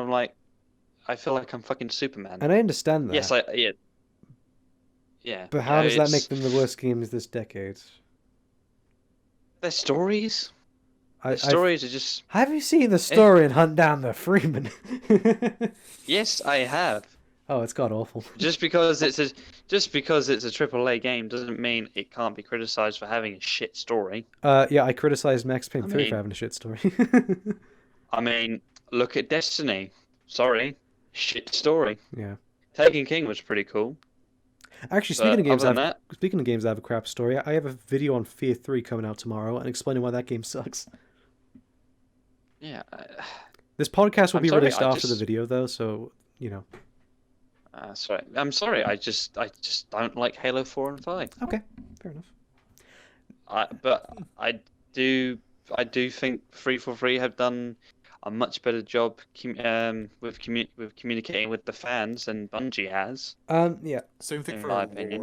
if I'm going to be honest. Like, the lore in the books have been better Yeah. since 343 took over. I think they're more careful with the lore. It's not like 343 haven't done anything good, it's just I disagree No, with... they've done. Excuse me, I They've was done talking... fucking magnificent. Sorry, that's the thing. I need to just interrupt just for a second. Like, I Sure. don't hate 343. I used to hate 343 when I was an edgy 13-year-old, but as I've grown older and quote unquote maturer, I've come to respect them a lot more, and I wish them the absolute fucking best in the future. And Good. I mean, do you know what? I felt really bad for Bonnie Ross when I watched that interview with her and Ryan McCaffrey from IGN, how she felt that she disappointed the fans because of the launch of MCC. Well, they're I admitting their felt really mistakes. yeah, I felt fucking terrible for her. But you still gave us Halo content. You still gave us some of the best games you could ever play. It was just their multiplayer was just a bit. Nah. But then again, I'm not big on Halo multiplayer. Okay. I actually really liked Halo 4's multiplayer. Yeah, it was all right. Henry has, It's It all now, was, Henry has now had his meme privileges revoked. Oh, jeez. I know this is like a hot take of the fucking because every player, but it was such a nice change of pace from the other Halo games. Like, I feel like I could have played like any of the other Halo games and then been like, okay, now let's play Halo 4 and like not be burnt out. Like, Halo 4 was such a different like game. Like, playing Dominion, that game mode was fucking fantastic. A lot of people didn't like it, but I thought it was fucking fantastic. Play Dominion and then having a loadout based on like a specific playstyle was just the funnest shit on the planet. Like, having the regeneration field ability and then having like a specific weapon and playing like a support role, like making sure that your teammates are like all healed up and stuff. It was so good. I love it. It was so fun. Yeah, like playing a medic almost in Halo was just so like there's no other Halo game that does that anymore, apart from maybe Halo 3 with its equipment pickups, but that isn't like a loadout, right? So like Yeah, here's I an was idea always- for Halo. You interrupted Henry. It's okay. No I more raised a lot, interrupting on the but it was, like, podcast. it was almost like a base shooter with how the loadouts worked. It was so fun. I had my loadouts very organized So sometimes I was like, okay, I'm gonna play my ranger loadout because you could name your loadouts. So I had like a ranger loadout with a Covenant carbine, and a jetpack. And it was like I played a ranger, so I was kind of like mid to long range jetpacking and flanking, and then I had my medic class with my regeneration field, and it was all very organized, and it was a blast. You know, for like 10 minutes of the match, I'd be supporting my team playing medic and making sure that we get through that one push by using regeneration field, and then going on the defensive with that mini sentry that you can set up and playing a defensive kind of role. And there was a lot of customization you could do with your loadouts. It was really nice. I honestly really hope if Halo Infinite does very well and it gets a lot of money, I genuinely hope that they consider doing more than just the main games and doing sort of spin-offs and such. Because I think Halo as a universe and as a company and as a franchise, I think there's so much more that they could be doing. And I feel like a Halo class-based shooter would be amazing. Like a Overwatch sort of situation. I would, holy shit, I'd be all over that. Like coronavirus on a...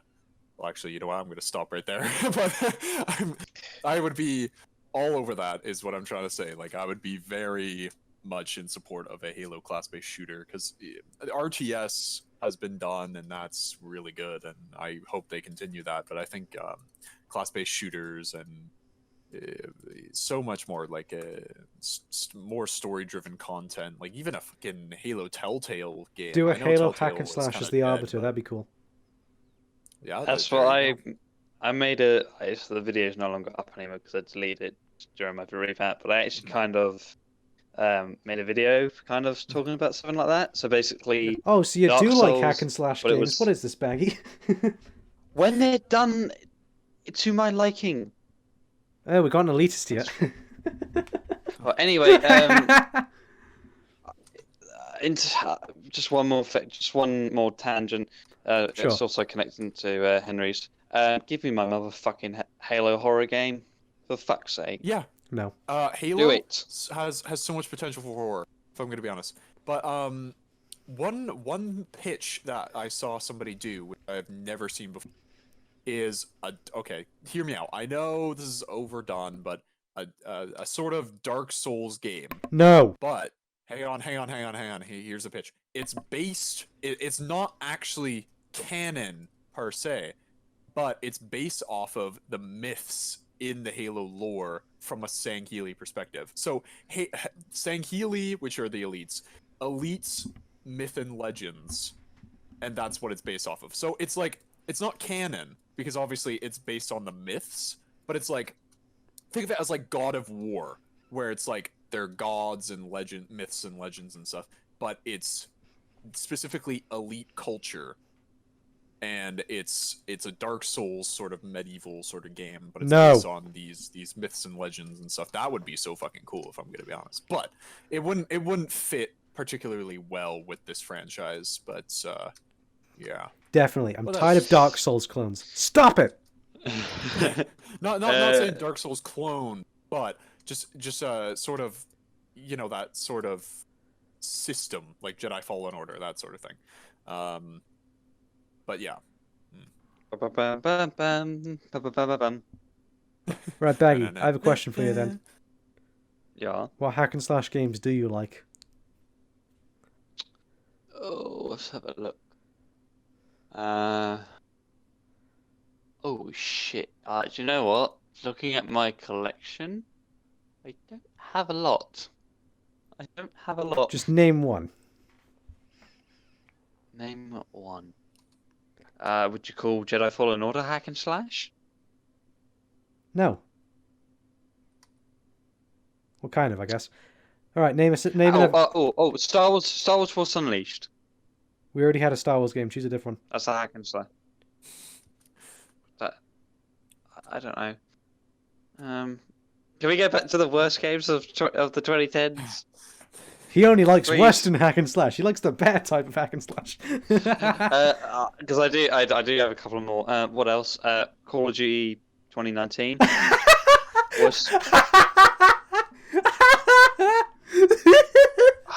I fucking hate that game. I really But it's- fucking hate it. Yeah, Call of Duty 2019, best hack and slash ever. I didn't say Call of Duty was a hack and slash. I asked you any other hack and slash games, and you said Call of Duty 2019. No, I said, oh, moving on. No, I know. I meant moving on to worse games of the 2010s. Man, you know, the hack and slash combat in Call of Duty Modern Warfare 2019. Whoa, mate, it's out of this world. Source filmmaker people start making animations of Call of Duty characters doing hack and slash. That'd be funny. Price, do I could do that if you want. All right, okay. Next one is by... Okay, next question is All by Performance Anxiety... No, actually, we missed one. Bullet Time Tales, he has a sixth question. Unpopular opinions about video games. Okay, I got an unpopular one. Yeah. Halo 2 fucking sucks.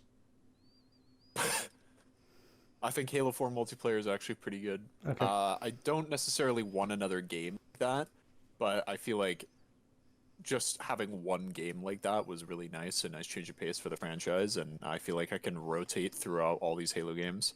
I feel like the variety is quite nice now. There's a lot of different versions of Halo, and it's quite nice. That's Baggy, my unpopular take. opinion about video games. The Crackdown series isn't as bad as people make them out to be. Is that an unpopular one? I've heard that one quite a lot. Yeah, a lot of people just don't seem to like them, I got one. but I really do. I think they're really fun games. If you were to ask me which one the best one is, I'd say Crackdown 2. I got an unpopular opinion. My unpopular opinion is that unpopular opinions aren't actually unpopular. That's interesting. Um, It's a paradox. Prophecy is true. By the way, I was joking. I like Halo 2. I'm just kind of mixed on it. An unpopular opinion I actually have. Unpopular video game opinion.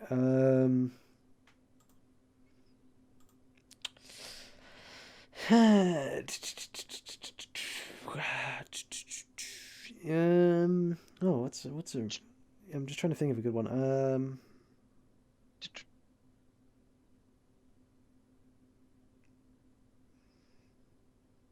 Mm, I can't think of anything off the top of my head, but I always have some that I post on my Twitter.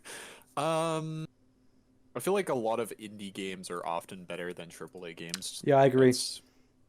I feel like that's a mixed take, not necessarily a hot take, but like I feel like, especially in this generation, most indie games are just monumentally better than My any Friend AAA Pedro. games. Yeah, like I feel like I don't know. I feel like a lot of indie games don't have to follow a big quota or anything, so they can take all the time that they want, and these people are passionate about it. And sometimes companies are just companies, and it's a product as opposed to a game. So they sell it like a product as opposed to sell it like a game, and it's unfortunate. Oh, I got an unpopular opinion. Yeah. All of Rockstar's games are mediocre at best. None of them do anything remarkable.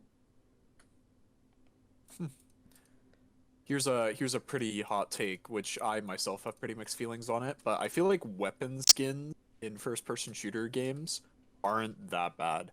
I feel like they're actually okay. Well, I had that opinion. Yeah, you know, I used to have the opinion they suck, but then I saw the anime skin in Modern Warfare 2019. I was like, yeah, sure. Yeah, I feel like it's just another level of customization to express yourself. And if a game absolutely has to have some sort of monetization, I feel like the best would be some weapon skins or just skins for like your vehicles or like your character or something. Just cosmetic paid skins. If it has to be monetized, have to have some sort of microtransactions. And Halo Infinite is getting weapon skins. That was confirmed the other day. Yeah. So and they're probably gonna be paid skins, which I'm fine with. I just really hope they're not loot box based, because they mentioned that they won't do loot boxes, like in the sense of like loot box, but I feel like that's Microsoft is gonna get greedy again, and they're just gonna find some cheeky way of doing a workaround and being like, well, it's technically not loot boxes, it's fucking loot purses, it's loot crates, it's loot warehouses, it's loot chests, and it's just like, oh god, you know what I mean? Microsoft sucks anyway. But yeah, weapon skins aren't that bad. They're nice in TF2. They're nice in Halo. They're nice. So yeah, it's sort of like a thing where if you don't like it, don't partake in it. If you don't like weapon skins, you don't need to have a weapon skin. You can just do default. And it just adds more customization for you and your character. And if it's a loadout game, sometimes a weapon skin can add to your loadout and it's just nice. It's a nice system. All right. Good. But yeah, I think that's all the hot takes I can think of. So Hot take: regenerating health is stupid and dumb. Huh. Dumb. Depends on the game. There's only 2 games I can think of that did it well: Portal 1 and Portal 2. That's it. What, Halo?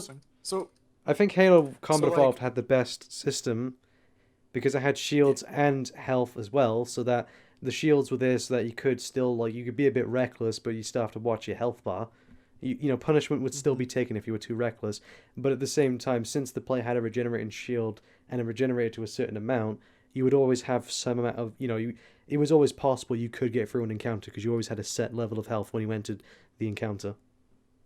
yeah, I think Battlefront 2017 does it really well with the heroes, where if you have your max health, but when you take damage, your max health is reduced. Once you take a certain amount of damage, your max health is permanently reduced until you respawn. So if you start out with 800 health and you take like 200 damage, you can regen 100 of that health, and that's it. You can't regen 200 health back. You can only regenerate 100 of that 800 health you've lost, or whatever. Like, you can only regenerate a small portion of the health that you lost back. So that way people aren't, like, playing as 800 health characters and then just regenerating all their health back. So it's right critical back regenerating to health. normal. Yeah. Yeah, It's like, when you if you take 100 damage, you can only regenerate, like, 50 of that health. that's critical regenerating health. Yeah. It's quite nice. I think it's really good. They have the same thing in Games Parade like that. 2017. hmm I'm fine with Then that. that way it's like, yeah, when you do damage, but you still have a chance if you retreat. Retreating is still an option. Yeah. Um, But some and you're games not just just, like, implement it really completely poorly. Yeah. Yeah. Because it doesn't really... Because all you have to do is just, like, you can just pop out, do as much damage as you want to enemies, then just go back into cover. No issue. hmm Yeah. I don't know why they decided to do it with Halo 2 and Halo 3.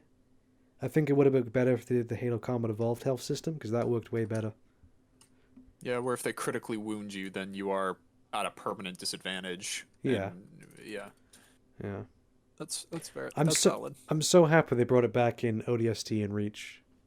God, I love ODST so fucking much. Yeah. We need more spin-off Halo games. God damn. Yeah. That's one of my only criticisms with Halo 3's gameplay, is just like regenerating health. Oh, actually, here's a hot take. Halo 3 multiplayer is actually, like, probably my least favorite Halo for multiplayer. Okay. It is slow as fucking nails. It is so slow. It Like, technically isn't. If you, it's because of the FOV. yeah, but, the like, FOV is so low in that just- game. I hate it so much. It gives the yeah. I don't know. It's like the FOV is so low, and the weapons don't feel good to fire half of the time. There's very few weapons when I like fire them. I feel like I'm firing an actual weapon. I just like other Halo games more than Halo 3. Halo 3 is good. Don't get me wrong. I love Halo 3. I love all the Halo games. But if like somebody sat down with me and was like, which Halo game multiplayer do you want to play? Chances are I wouldn't pick Halo 3 first. Unless if I was like specifically feeling like I needed to play Halo 3 that day. Like there's other Halo games I'd rather play. We talk about Halo 3 way too much, or Halo just in general way too much. It's a common game. Yeah, I mean, then again, you two both have Halo relations because Baggy is named the Noble Warp Master, and you have a Halo Elite as your icon. Which I might Yeah, change well- pretty quick here, actually. Yeah. I'm thinking of doing like a rebranding because I want to expand sort of my content and switch out, like do a similar design, like have a character with like the same sort of like attributes, so it still kind of holds what I hold close and dear to my heart, but make like an entirely new character that isn't associated with Halo, because I have a multitude of reasons. There's a bit of a stereotype with elite profile pictures, and just there's a lot of creeps out there too, and I feel like making my own character from scratch is going to be a lot nicer to do than yeah. What 'Cause- type of stereotypes do you mean then? Oh, just like people like if you're really, I get really in depth in like and like Twitter drama and shit. So like because I follow over 1,000 people, right? So I see like everything in the Halo community and also other communities. But basically the stereotype is like anybody who has an elite profile pic are just like furries, like really weird furries. There's I'm not calling anybody out. But there are a few people in that the kind of the Halo elite community that are quite bad. Like one of them is pretty much a sexual predator because they're just they like jealous. slide into people's DMs and they're very creepy. And I've experienced some of this where people will try to get art, some not safe for work art of Ugh. people's characters without their permission. And I've had to deal with that a couple of times. So it's just like I like the community and everything. Don't get me wrong. 9 times out of 10, they're fantastic and it's great. But I'm trying to expand sort of my stuff lately. I don't want to be just Halo, like because I play other games and I haven't played Halo in like a month. Like I still love Halo, Yeah. but I mean I want to rotate my stuff and I don't want to be just the Halo guy TM. So if I expand Yeah, my I can- content, expand my character to something outside of Halo, but also a small reason is just the whole stereotype where it's like people with elite profile pics are just weird, like weird people. Because I've Hey. literally had people block me just because they've generalized me in that community where it's like, oh, you're just a weird fucking furry or something, and I'm like, oh, no, no, I am not, Hey. but okay. I'm a fucking casual furry. Do I give a shit what people think about me? That's No, true. not That's really. You know what's weird, Henry? I've Oh, sorry, yeah. what was it, Baggy? like I guess with my character, I mean, I can't draw, so you know, like I can't really think of any way to really change it up. But it's just a fucking goofy thing I made, But yeah, no, I mean, if you just again, excuse my French, but gotta get it out of my system. This is If a you're gonna be a family-friendly cunt about podcast. it- We don't say fuck. Oh shit! Shut up. I said fuck. Oh fuck! I said Sorry, shit. Oh, if fuck. you're gonna be if you're gonna be a cunt to someone because they have an elite profile picture, fuck off. Same thing with anime Like, profile pictures. Yeah, virgin.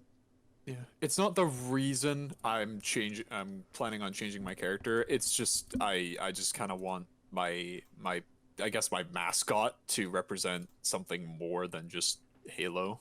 Like because I'm a huge science fiction nut. So if I kind of like make a character that's like his own thing and represents my interests and my stuff, I think that's a lot, So I don't know. Yeah. I don't Maybe I'm just- I maybe don't I'm just know talking being really. stupid, but yeah.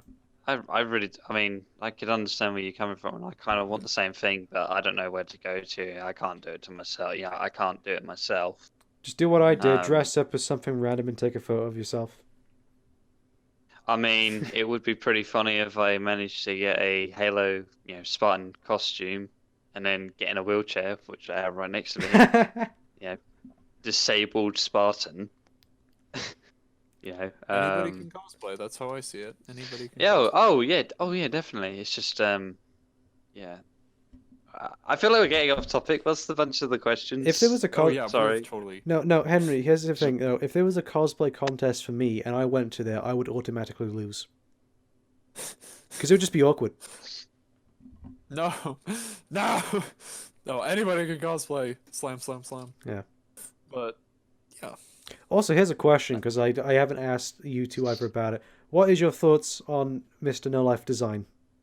Wise. I think he's good. It's nice. I like it. I've seen that mask in Halloween stores before. Get a giggle. Yes. Oh, I've got a very Sorry, you go. I got a very sharp way on describing your design.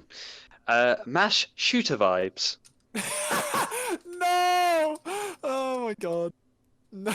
Boom, boom, boom, boom, boom, boom, boom, boom, Poor boom, No Life. boom, boom, boom, boom, boom, boom, boom, boom. I'll have you know that trench coat. I'll have you know that trench coat is a mix of Neo's trench coat and Morpheus's trench coat in The Matrix Reloaded. Are you motherfuckers ready for the new shit? Stand up and admit tomorrow's never coming. This is the new shit. I can't believe they Well, if it makes decided. you feel any better. Yeah, that's Oh, a, sorry. that's a song by Marilyn Manson. This is the new shit. It was in Matrix Reloaded. Oh, nice. Yeah. I find it funny they decided to include, a heavy metal song in a Matrix movie. But sure. But yeah, if it makes you feel any better, way back when, like I'm talking like way before Henry. So this is like pre-2010. We're talking like 2006, 2007. Henry maybe. going through puberty. 2008. This is like 2008, 2009, Henry. So yeah, probably let's say actually like 2010. Yeah, 2010. I went by a username before I could think of a good username. It was like I can't remember exactly what it was, but it was like something along the lines of like Mr. Myth or like Mythman or like the Mr. Myth, the man of myths or something weird. It had the word myth or mythical in it. I can't remember, but my avatar, my character was literally just me with like I never went through with it with the design, but it was basically what you had, where it's like you but with a mask, and my mask was gonna be a plague doctor mask. That's not a and mask, that was that's my gonna be face. it. I take offense to that. Oh, that is your face. Of course, pardon me.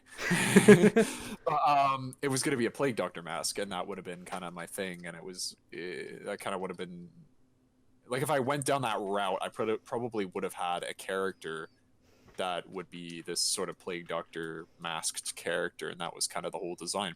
But then I started getting into science fiction a lot, and then I took a few art courses, and I drew this little space alien character. And I had this space character designed for quite a while, and he kind of evolved into what it is today, where it originally wasn't supposed to be for Halo, and people I just like when I had the character, I was like, I guess I can adapt this into a Halo thing, and then I kind of mixed it, and now it's become a Halo thing. But now I'm gonna see if I can maybe get a short redesign of the character and make it into kind of what I had originally planned, like almost a decade ago, into this his own little space alien character, which represents my interests of like science fiction and space and stuff. So yeah, With me, my design process was just go to the store, get a Halloween mask, throw on a trench coat, and then that's it. it works. No, I works. actually decided with it, I wear all black with it, because otherwise it'd just be weird if like I wore something that wasn't black with it. Mhm. Underneath the trench coat in both videos, I'm wearing a black shirt. You can't see it, but that's what I'm wearing. That's valid. Yeah. I think I'm going to stick with this one, because I did have two designs previously for Mr. No Life, and I was just like, eh. Wasn't too happy. Speaking of, I was originally going to do it the end of this year. We're doing it 2020. I'm 2020 going what? to England. Oh, yeah. 2021. I'm going to England. We should do a and meetup. traveling Hey! around Europe. I'm not in that England, sort of though, so area. shit. Where are you, if you don't mind me asking? I'm in Wales, Wales. Okay. which I'll is Google right next that. door to England. Okay, there you go. Well, I'll just travel there. If I'm in the area, I'll let you know here, and I'll say hi. Yeah. Where are you going in England? Please say It's London. still a work in progress, but I know Why, you I'm in going to London, the Baggy? United. No, but I'm willing to go because I need to do them 28 days later photo shoots. Fuck Oh my you. God. I am going to. Let Henry speak. Sorry. I am 100% going to London. So that's for anybody wondering, any London people out I'll there. meet- But I'll meet you in the full Mr. No Life Okay. costume. All right. I'll just walk around like that Henry. in public because I've done it before. I it'll did be it. like some fucking drug trade. No, like the police I did it for both videos. There you go. I literally, literally, Baggy, Henry. All right, for the 2 videos I did with the costume, I literally was dressed like that and I walked through town like that. Oh no, I saw the videos. Yeah. I'm I literally carried with the bayonet one. You don't see it because we didn't record it, but I literally carried the entire body pillow like to the park. what a god. So I'm not afraid to go out like that in public. Yeah. Also, people have asked why I don't reveal my face. No. Yeah, I don't blame you. Fair enough. People have asked what Fair I look enough. like. I put this out on Twitter. I look like Nero from Devil May Cry 4. If you want to know what I look like. Fair enough. Okay. Yeah, that's basically what I Henry, look like. as a warning for your 2021 trip to England, if you do go to London and you start hearing the 28 Days Later theme and you see a guy in a wheelchair with bleeding red eyes, you fucking run because that'll be me. Give me a second. I My feel like this Discord ju- is like bugging out. Oh fuck! Ha! Oh. Hey, I'll be back in a sec. There we go. Oh. Welcome back, Henry. Oh. As I was saying, Wait, Henry, you yeah, here? if he. No, he's dead. Oh, okay. Coronavirus has got him. shit. Coronavirus has. One sec. we Okay. Put F in the chat. Yes. But no, literally, if we ever do a meetup, I will do it in the full Mr. No Life outfit. Oh, whoops. I'm back. There you go. I can say it again. So, Henry Badger, you go to London and you see a guy on Westminster Bridge screaming his lungs at you, and he has bleeding red eyes. Better run because that'll be me charging towards you. Fantastic. Also, we could do a meetup with George. Oh yeah, George. Okay. And The also, whole gang. and also MVL Gaming. Oh my god. All right, let's do that. That'll look weird because, like, Oh. all of you would be dressed normally. I'd just be dressed full as Mr. No Life. Can you push me in the wheelchair? That would look weird. It's just your average day in London. Yeah. All right, we got a couple more questions, but then we'll get to the Sonic movie and then waifu. Yay! All right, Oh Jesus Christ! it's already, It's nearly 3 hour long podcast. we've hit 2 hours. Shut up! It's not Avengers Endgame. Okay. All right. So Mr. Matro asks, "Why are you the new Modern Warfare Ghost?" I'm not. I existed before Ghost was created, actually. So ha. Ghost ripped me off. Better copyright claim it. Yeah, I'm gonna copyright claim it because, as you can see in the Half-Life 2 video, which is set in 2005, I was there. So I existed before Yeah. Ghost. Shut up. Yeah. Anyway, moving on. Does anyone else got anything to say to that? Nah. Yeah, that question was directed at me. All right, next one we're going to skip because it's with waifus. We're going to discuss that later. Shem 2020 has 2 interesting questions. Oh fucking dear. Oh dear. Oh dear. Oh dear. What? Well, do you want to hear a bit of baggy lore? Sure, why not? Shenty is a schoolmate of mine. Okay, I don't care. So Shen 2020 Shen 2020 has 2 questions for us. All right, first question is, does the set which contains all sets that do not contain themselves contain itself? Yes, of course. Silly question. This is what you expect from Shenty. I'm suffering. All right, Unrelated Yeah. though. all right. Second question then, if we're done with that. Sure. Okay. All right, Shen 2020. His second question is, will Trump be re-elected? Oh, jeez. I hope not. I hope Who the not. fuck would want to re-elect an orange? Well, this podcast just got political. Oh god, oh fuck, please. All right. Anyway, Please, I have- final question is Shaq's A New Hope, and he asks, "Reckon you'd be able to finish Big Smoke's order?" I can do Big Smoke's order right off the top of my head. I'll have 2 number 9s, a number 9 large, a number 6 with extra dip, 2 number 45s, 1 with cheese, and a large soda. You missed out I the think number that's- 7. No! Fuck! I knew I forgot something. I'll have 2 number 9s, a number 9 large, a number 6 with extra dip, a number 7, 2 number 45s, 1 with cheese, and a large soda.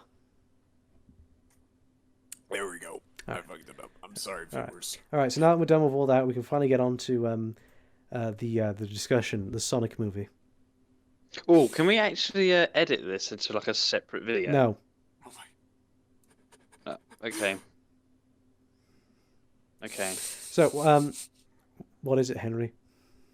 7 a giggle. 7 a giggle. Can I go and get a drink first? Oh, for God's sake, here we go. Fuck. And so it begins. And so it begins. Right. Sonic the Hedgehog. Oi, oi, oi, oi! I'm getting a drink. Shush. You know, actually, let's just talk about the Sonic movie while he's not here. Okay, so Oh, I thought my it was pretty good. ears. My expectations were so low for that film. Not Hey, that hey, don't talk about it. Talk about something else. my expectations were really low, so I thought it was gonna be. No, we missed out one like, question. What did we? Yeah, we missed out a question by Performance Anxiety. Oh no. And his question was favorite hentai. Oh, of course.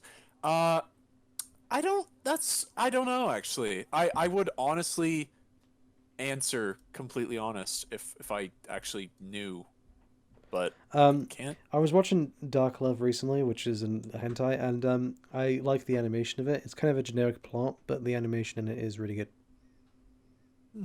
It's really sexy. So, there's that. If you want a good hentai, Dark Love. There you go. I can't believe I just recommended hentai. Baggy, get over here. We want to talk about Sonic. Oh, I'm suffering. Every day I'm suffering. Britannia all the way. Baggy, I'm a Baggy. disabled man with no humour. Baggy. Hello. Do not just Single happen man in with no between. humor? Why you gotta call me out like that? Damn. In between you Okay, leaving so- and coming back, I recommended some hentai. Oh god. Okay. Alright, we're gonna talk about the Sonic movie. Okay, Sonic movie. I thought it was okay. Yeah, I thought it was alright. My expectations, not that I doubted it, but my expectations were set kind of low because I didn't know how well it was gonna be. So I was thoroughly impressed when I saw it, and I thought it was genuinely funny. Jim Carrey really carried that film, I think, Yeah, he's gonna have severe back pain because he carried the entire movie. and also he carried that rock. Oh yeah, true. Agent Stone. Rock connaissance. That was like one of my favorite lines in that film. Holy shit, I fucking laughed my ass off when he said rock connaissance. I just thought, I don't know why, I thought that was the funniest shit I've ever heard. So I was in the theater. Like, I don't laugh a lot at movies. Like, I'm pretty silent. So like, when I heard him say rock connaissance, I was like the only person who fucking laughed out loud in the theater. And it was kind of embarrassing. Like, I thought it was an ingenious joke for an ingenious man to make, but yeah, I made some people laugh in the theater though when he was like flexing his intelligence. I was like, oh, he must be a Reddit moderator, and like some like random fucking people laughed in the background. Like people were actually laughed at my fucking joke that I made, and I was so proud of myself. Must be a Reddit moderator. It was funny. Oh, my babies.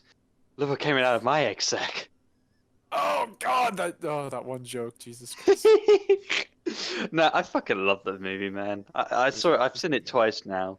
But I mean, What a chat. say what you will about the original design and all that sort of business, but fuck me, I feel like if that backlash didn't happen, I don't think this movie would have been as good as it is if the movie didn't have that redesign. Sonic is a Keanu stan. It's been confirmed. Oh, No, yeah, but that's like, right. But yeah. no, I was really surprised with what they did.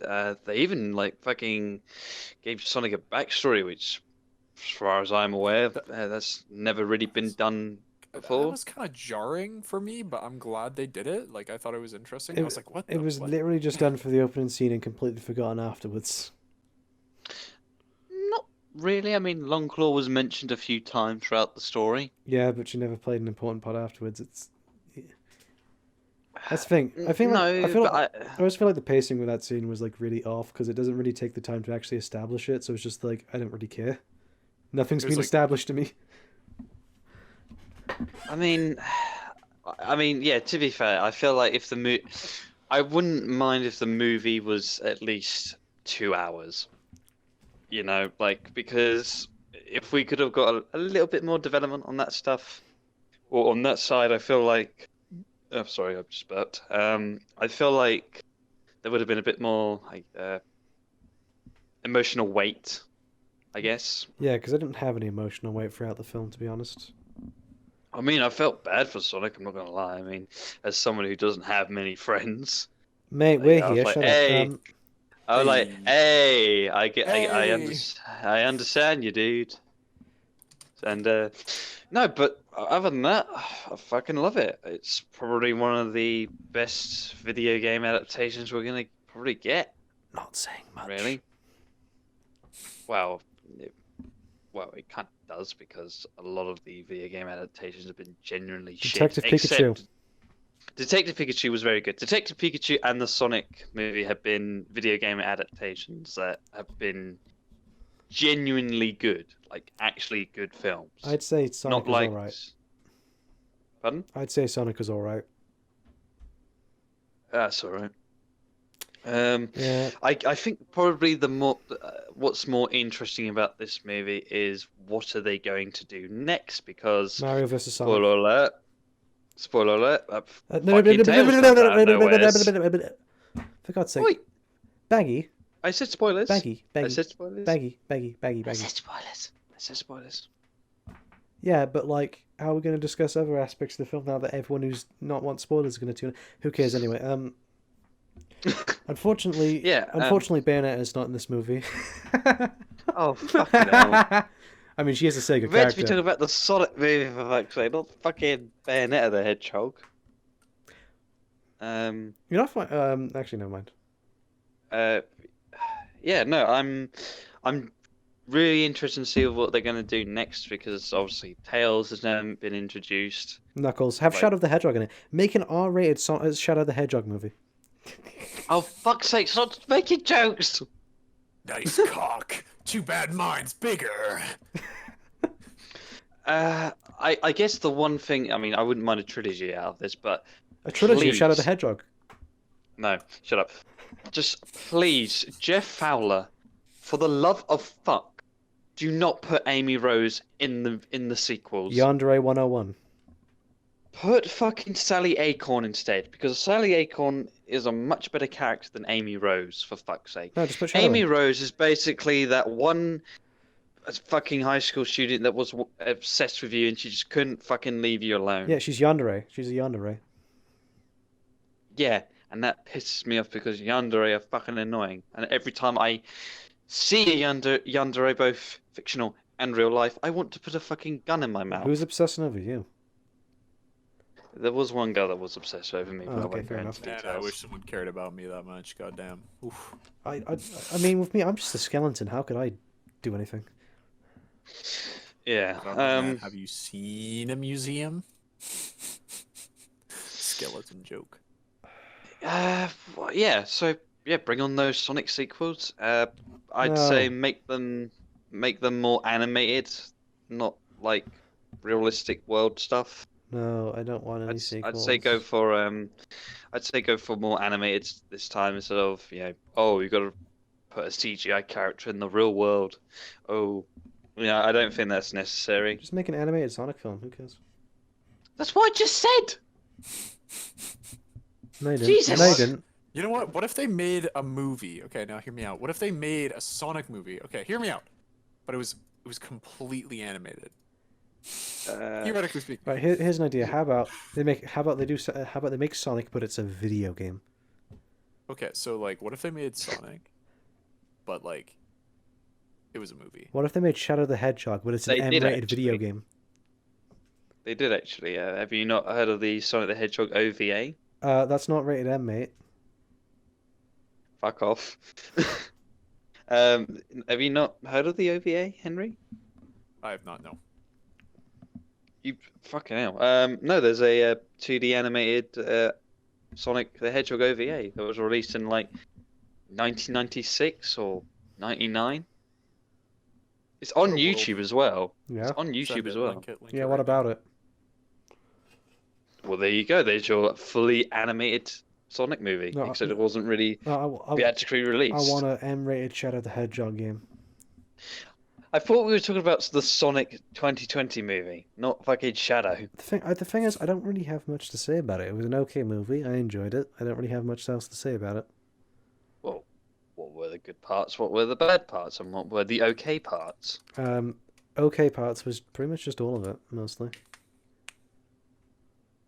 What about probably the worst James part Marston? of the Sonic movie was when he flossed. I literally, and people can confirm this. 3 people. No, wait, hang on. Let me see. Someone Let me threw the think about drink it at for a the second. screen when that happened. 4 people can confirm that I let out an audible groan and like a sound of pure disgust when I saw him floss. I was like, ah, like. Someone threw the drink at the screen in my theater when that happened. That is amazing. I did think it was cringe, but I can understand why. Like, I think okay, the first time, okay, that's fine, but the second time just felt really awkward. You know, when he was on the bed and then he did it. It's It like was so forced. it was so forced. Like, and that's the thing. Like, it was a really heartfelt moment, you know, because he gets adopted and everything like that by James Marston and Tika Sumpter. And then he does a random fucking floss. I get it, he's meant to be a little kid and everything like that. He's but 20 years old, Josh. Come on. No, he's not. Well, in the movie, at the beginning, they say he's 10, and that's when he's like baby Sonic or whatever. And then the movie jumps 10 years Wait, later. did they actually?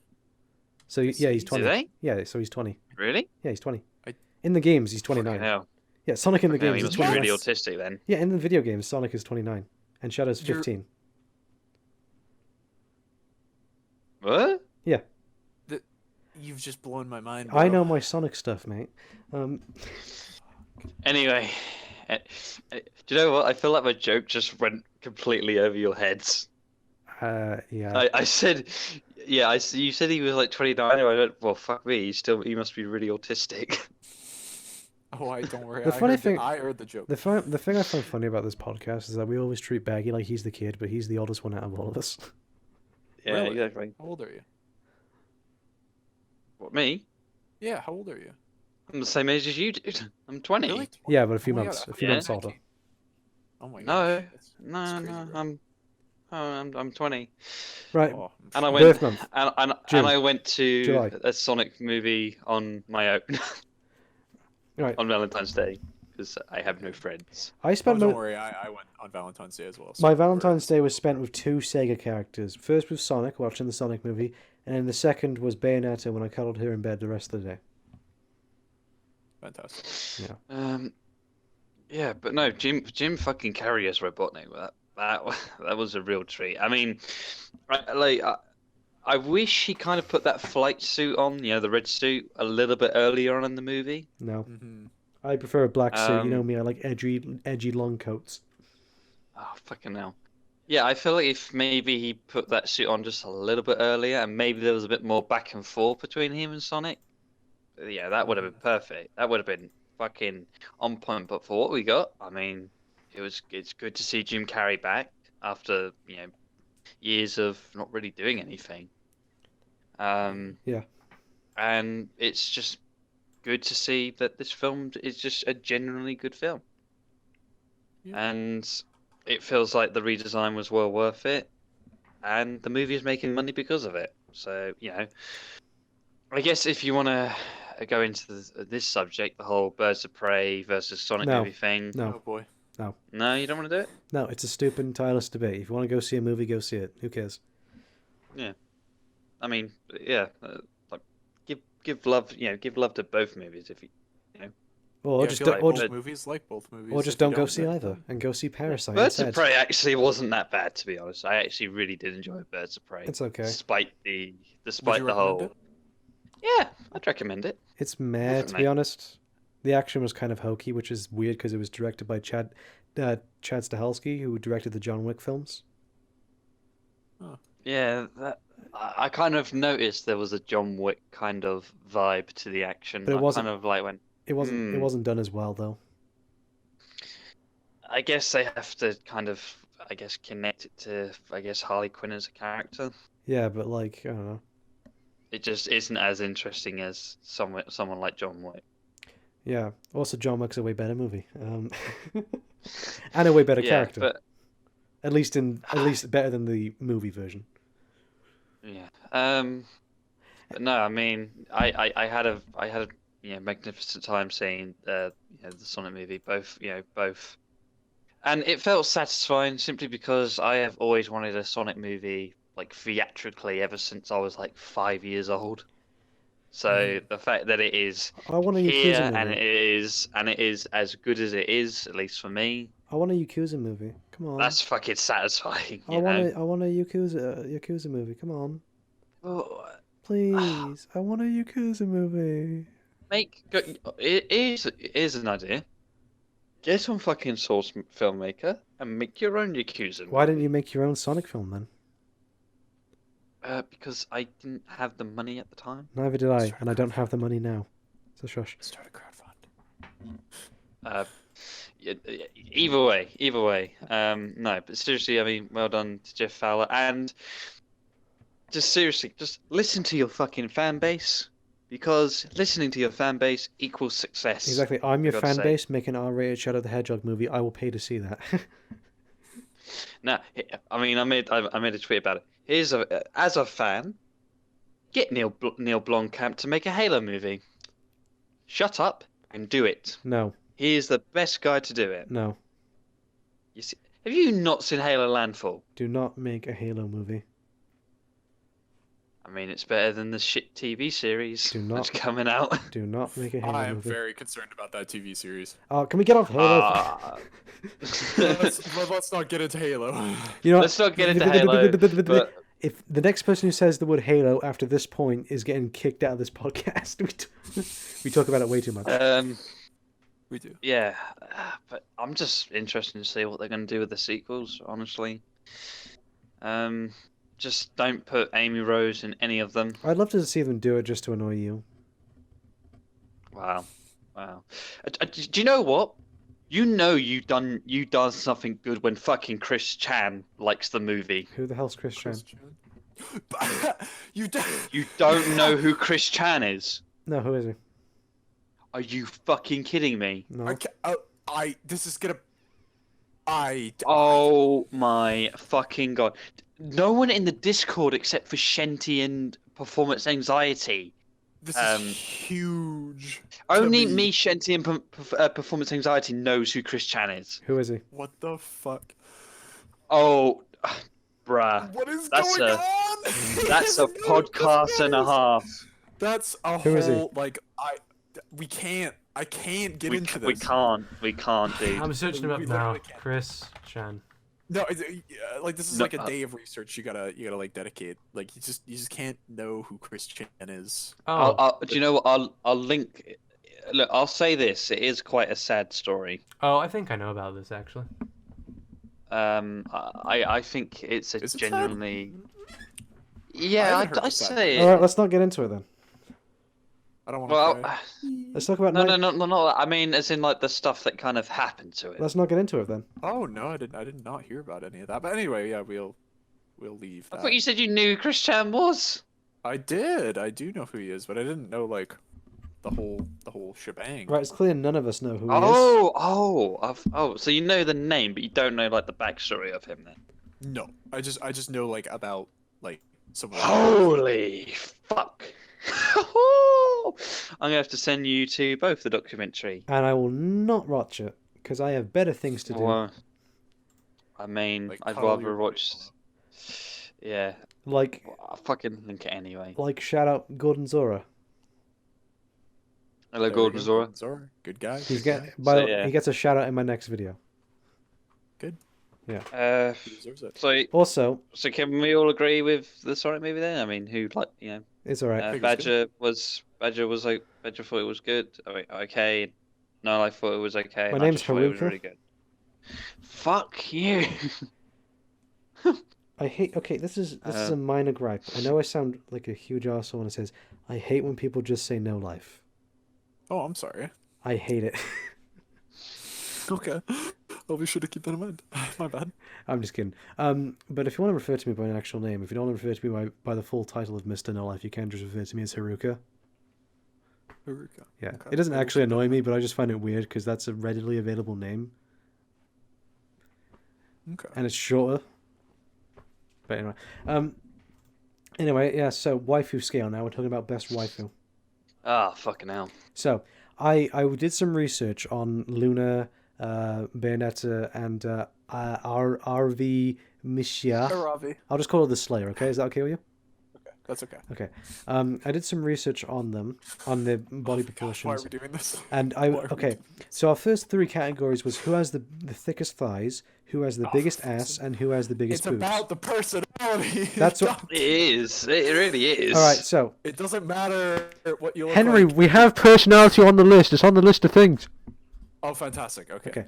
All right. So I concluded that Luna has the thickest thighs because I was researching her thighs, and between her and like Bayonetta and all that, Bayonetta and the Slayer seem to have similar thighs in terms of thickness. But Luna has quite thick ones, especially in some shots. They're quite thick. So Why are we talking about She- this? so she wins the thick category in terms He of just thickest keeps size. going. All right, the second one with biggest ass. Now, this one Bayonetta wins because Luna has basically no ass. She fucking does. No, she doesn't. I looked at it, and to me, from all there isn't a lot. To be fair, there isn't a lot of reference material for Luna's ass. Okay, but I looked at it, and it looks like if she stood completely straight up, she would have basically no ass. She's Hank Hill.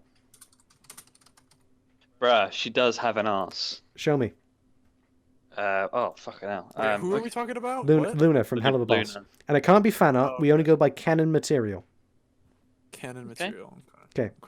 Okay. There's only one shot in Hell of a Boss where it shows her butt, and that's it. No, actually, she's Oh in my God, why are we- has been Hotel as well.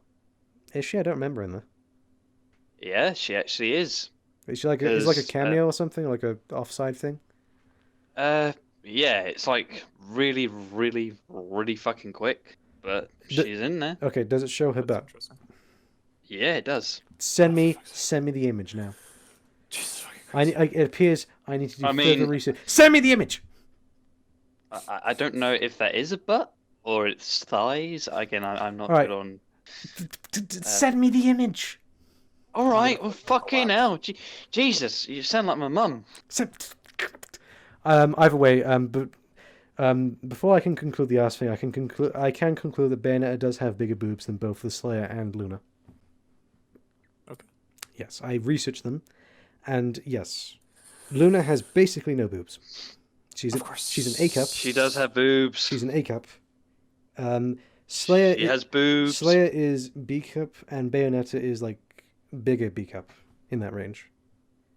I think Oh, Slayer might be like half of like Bayonetta. I think Slayer is like 8 B cup, and then Bayonetta is 16 B cup. I'm gonna have a stroke. Yes. I'm gonna send the pictures to Henry. No, send it to me. I'm the one doing the research. I have Where? Uh-huh. They're not in my. on in your DMs. Yeah, she has no ass. She has an arse. She's just bending over. No, she's not. Well, she has big boobs. I'm shaking. No, that's just a I body thought- curvature. That's not. If you look at her in Hell of a Boss, she has basically no boobs. Yeah, but then if you look at her also in Husband Hotel, you can tell that she has a big ass. No, Chunk- no, because you chunky can see legs you as can well. see an extra leg. You can see an extra leg there, which means that's just her leg. Do you know what? Saying all this stuff out loud makes me seem like I'm a real fucking incel. Who cares? Anyway. So, oh my god. the Anyway, boobs. Luna automatically gets 1 point because she has the thickest thighs, and then Bayonetta gets 2 points because she has the bigger butts and biggest boobs. Oh my god. All right, so Luna currently has 1 point, Bayonetta has 2, and the Slayer has 0. That's okay. Okay. So next category is personality. Who has the best personality out of all of them? Okay, so right off the bat, I'm gonna say it's between Slayer and Bayonetta because here's my reasoning. The Slayer is like she fucking kills monsters and shit, and she's like really angry, but the only reason she's angry is because she fucking lost her mom and her dad and her Aw. brother. But like so you gotta feel bad for her, right? And actually, you know what? I've got a list. Hang on, let me pull up the list from the video. Well, Bayonetta fights angels. And Okay. to be fair, when me and Baggy were coming up with this list, we tried to keep the questions as unbiased as possible because like we could have one question like who's the most powerful, and it's just like, well, that's kind of biased towards Bayonetta, so that's not fair. That's valid. That's valid. Yeah. Oh, here's a shock. Here's a shocking thing. I may or may not have a husbando as well. Yeah, I know. Of Angel course. Dust. Okay, shut up. Okay. We're only going by So, Luna. Pulling up my very convoluted list here. I don't know if you've seen my waifu review video, but I I'm have, pulling yes. up that list where I say here's 5 reasons and then there's like 30. Okay, so yeah, basically she's got like I forgot the word for it, but it's like tsundere or whatever the fuck it is. Yeah. She's like that, but she isn't annoying about it. So she's like, you know, defensive, but in a very nice, good way. And she appreciates the time that you take out of your day because there's an event where you can like sit with her, and she's like really shocked that anybody wants to spend time with her.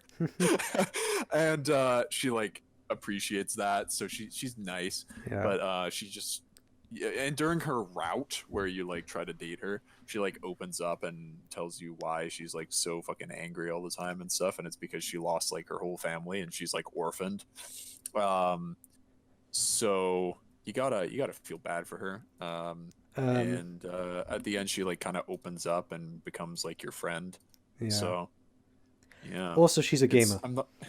Also, she's a gamer. There you go. Yeah, exactly. She makes a lot of references to video games, like constantly talking about like leveling up and XP and stuff. She's got catchphrases. She, you know, she's we're just talking about personality here, but you know, she's just got a lot of good attributes of I can't take this seriously. I can't. But God damn Right, it. so, Yeah, okay. she's fantastic. There we go. No, I agree with you 100%. In fact, I'm tempted to give the point to you here for the Slayer. I mean, I like Bayonetta's personality. I like that she is clearly a caring person, but she also has a very teasing personality. That's fair. What was that, Baggy? Nothing. Okay. Yeah, I just like that about her, and I like her kind of like independence. How like she's clearly like the strongest and smartest person in the room, but she does, and like she'll make jokes about you and tease you, but like she's not exactly mean. Like she's not rude or anything, and that's kind of what I like about her. And I mean, the only time she's rude is to the actual enemies in the game, not to like normal people. But yeah, she has got a lot of great one-liners. She's very. I mean, clearly, I mean, especially in the first game when, with the whole character of Cereza, she clearly has like a tender side towards like children and all that. And she clearly kind of learns to be better from herself, like kind of learn from herself to be better. Okay. Yeah. Yeah. She's clearly a tender person, but like she also enjoys being sexy. I'm sexy, yeah, and I know it. Yeah, Luna's just a complete and douche, so she loses the point here. Fucking what? Cunt? She is. Henry, don't you Henry, don't you agree? Okay, I'm sorry, Baggy. You know, we're bros, and from one bro to another, she's kind of mean. She's kind of mean. Yes. Hey, I like women who can beat the shit out of me with words. Hey, Henry, at I least just saw your latest meme, Henry. At least you're on it. Also, thank you. Very good. You know, That's from fucking Brooklyn Nine-Nine. It's just me. Like, It's just me trying to backbone. get to you, or the Slayer. You're the one fucking holding me back the most, probably. in that image. yeah, no, I like women who can beat the shit out of me with words. Bayonetta can do that. interesting. Bayonetta can do that better than she ever could. Plus, I guess there is kind of well, it hasn't been fully explored. Also, I mean, you're talking about shit, emotion. I mean, You're talking about emotion, Henry. Bayonetta had her mother die right in front of her, and she had to kill her own father. There we go. So there we go. life sucks, so suck it up. No, actually, I think that it was actually no, I think it was actually fixed in Bayonetta 2 because there actually is, without spoiling it, there actually is quite an emotional scene towards the end with her father. Daddy issues. She, Cool. well, it kind of leads into the first game because like, how do I put it? It's before her father becomes corrupted, and it's just like she understands that she has to kind of let him go because that's the way the timeline flows. But she also understands that that's also the timeline where she kills him. So it's just like at some point in time she's gonna have to go and kill him, despite the fact that she doesn't want to. It's kind of sad. Well, like I said, life's not fair, so suck it up. Yeah, I think Bayonetta 2 is Bayonetta 2 story is a big improvement over the first game because it actually makes sense. Anyway, yeah. What else? Oh, fucking Luna is adopted, by the way. Aw. Bayonetta is independent. So, yeah, well, I'm just saying, being adopted ain't easy. Bayonetta is independent. I really hope BBC actually kind of like elaborates more on the whole adoption thing with her character there, because Bayonetta, that'd be really like interesting, just to see why she is the way she is, I guess. Bayonetta had to spend most of her childhood in isolation from her mother. And Damn. Well, I guess she was a mean bitch. no, it's because she and Illumin Sage got together, and like the whole plot of the game is basically that would cause the end of the world if they got together. They did. She was kind of raised as an Umbran witch, but her mother was kind of cast aside as kind of like she's an outcast, and so it's kind of sad to be honest. This is something. This is something. Hey, we're all outcasts. No, this is something I wish the Bayonetta games would explore more. Is just kind of like some of these certain elements I feel would be more interesting to touch upon. I think that might actually be why Bayonetta has that kind of like authoritarian like personality. Is just because like of childhood trauma, I guess. Yeah. Anyway, ban your Twitter memes. Anyway, so in terms of personality, authoritarianism. In terms of personality, I'm gonna have to give the point here to the Slayer. Okay, cool. And Bayonetta is a Thank close you, one, Chief. but I feel like I don't know. All right, so fifth. Waifu review. Waifu review. All right, number 5. Actually, can someone quote me when I said I like women who could beat the shit out of me verbally? Can someone quote that? Right. Yeah, right. please. Listen, okay, Baggy. Bayonetta would beat the crap out of Luna. Oh, I wouldn't let her. How would you not let her? Bayonetta defeated the creator of the universe. She defeats God. I wouldn't let her. right, Henry, how would you defeat someone who defeats God? Okay, so actually that's a thing on Hollow Knight. Oh god. Hollow Knight, Don't you spoil it for literally me. kill a god. Okay, In Hollow Knight, you kill a god. That's it. That's all I'm gonna say. You kill a god. In so Hollow Knight. what if So- Bayonetta versus the main character in Hollow Knight? Because they both kill gods. I think Bayonetta would win because canonically, the Hollow Knight universe, they're bugs. They're literally like. So Bayonetta could just step on him. It hasn't been directly confirmed that they are the size of bugs, but there is a bug in the game that is based off of a real bug, and it's like, it looks exactly like the real thing. So like, if that is the correct size, people use that one character for reference for like the size of the world, and if it is true, literally the main character is like small, like the size of your thumb. So. I bet Baggy looked So, at this yeah. thumb when you said that. I looked up my own, so you're not alone. I didn't. Oh. Yeah. Anyway, so I'm gonna give the point there to the Slayer, just because I'm Oh, nice. wow. So, Thanks. Bayonetta is still in the lead though. That's fair. Fifth one, how nice they are.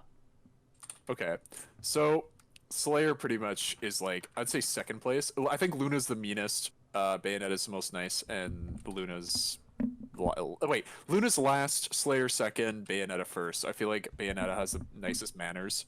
Why would you say? Slayer deep down is more nice in a way, but she's very like mean on the outside. But on the inside, she's like really, just really sad.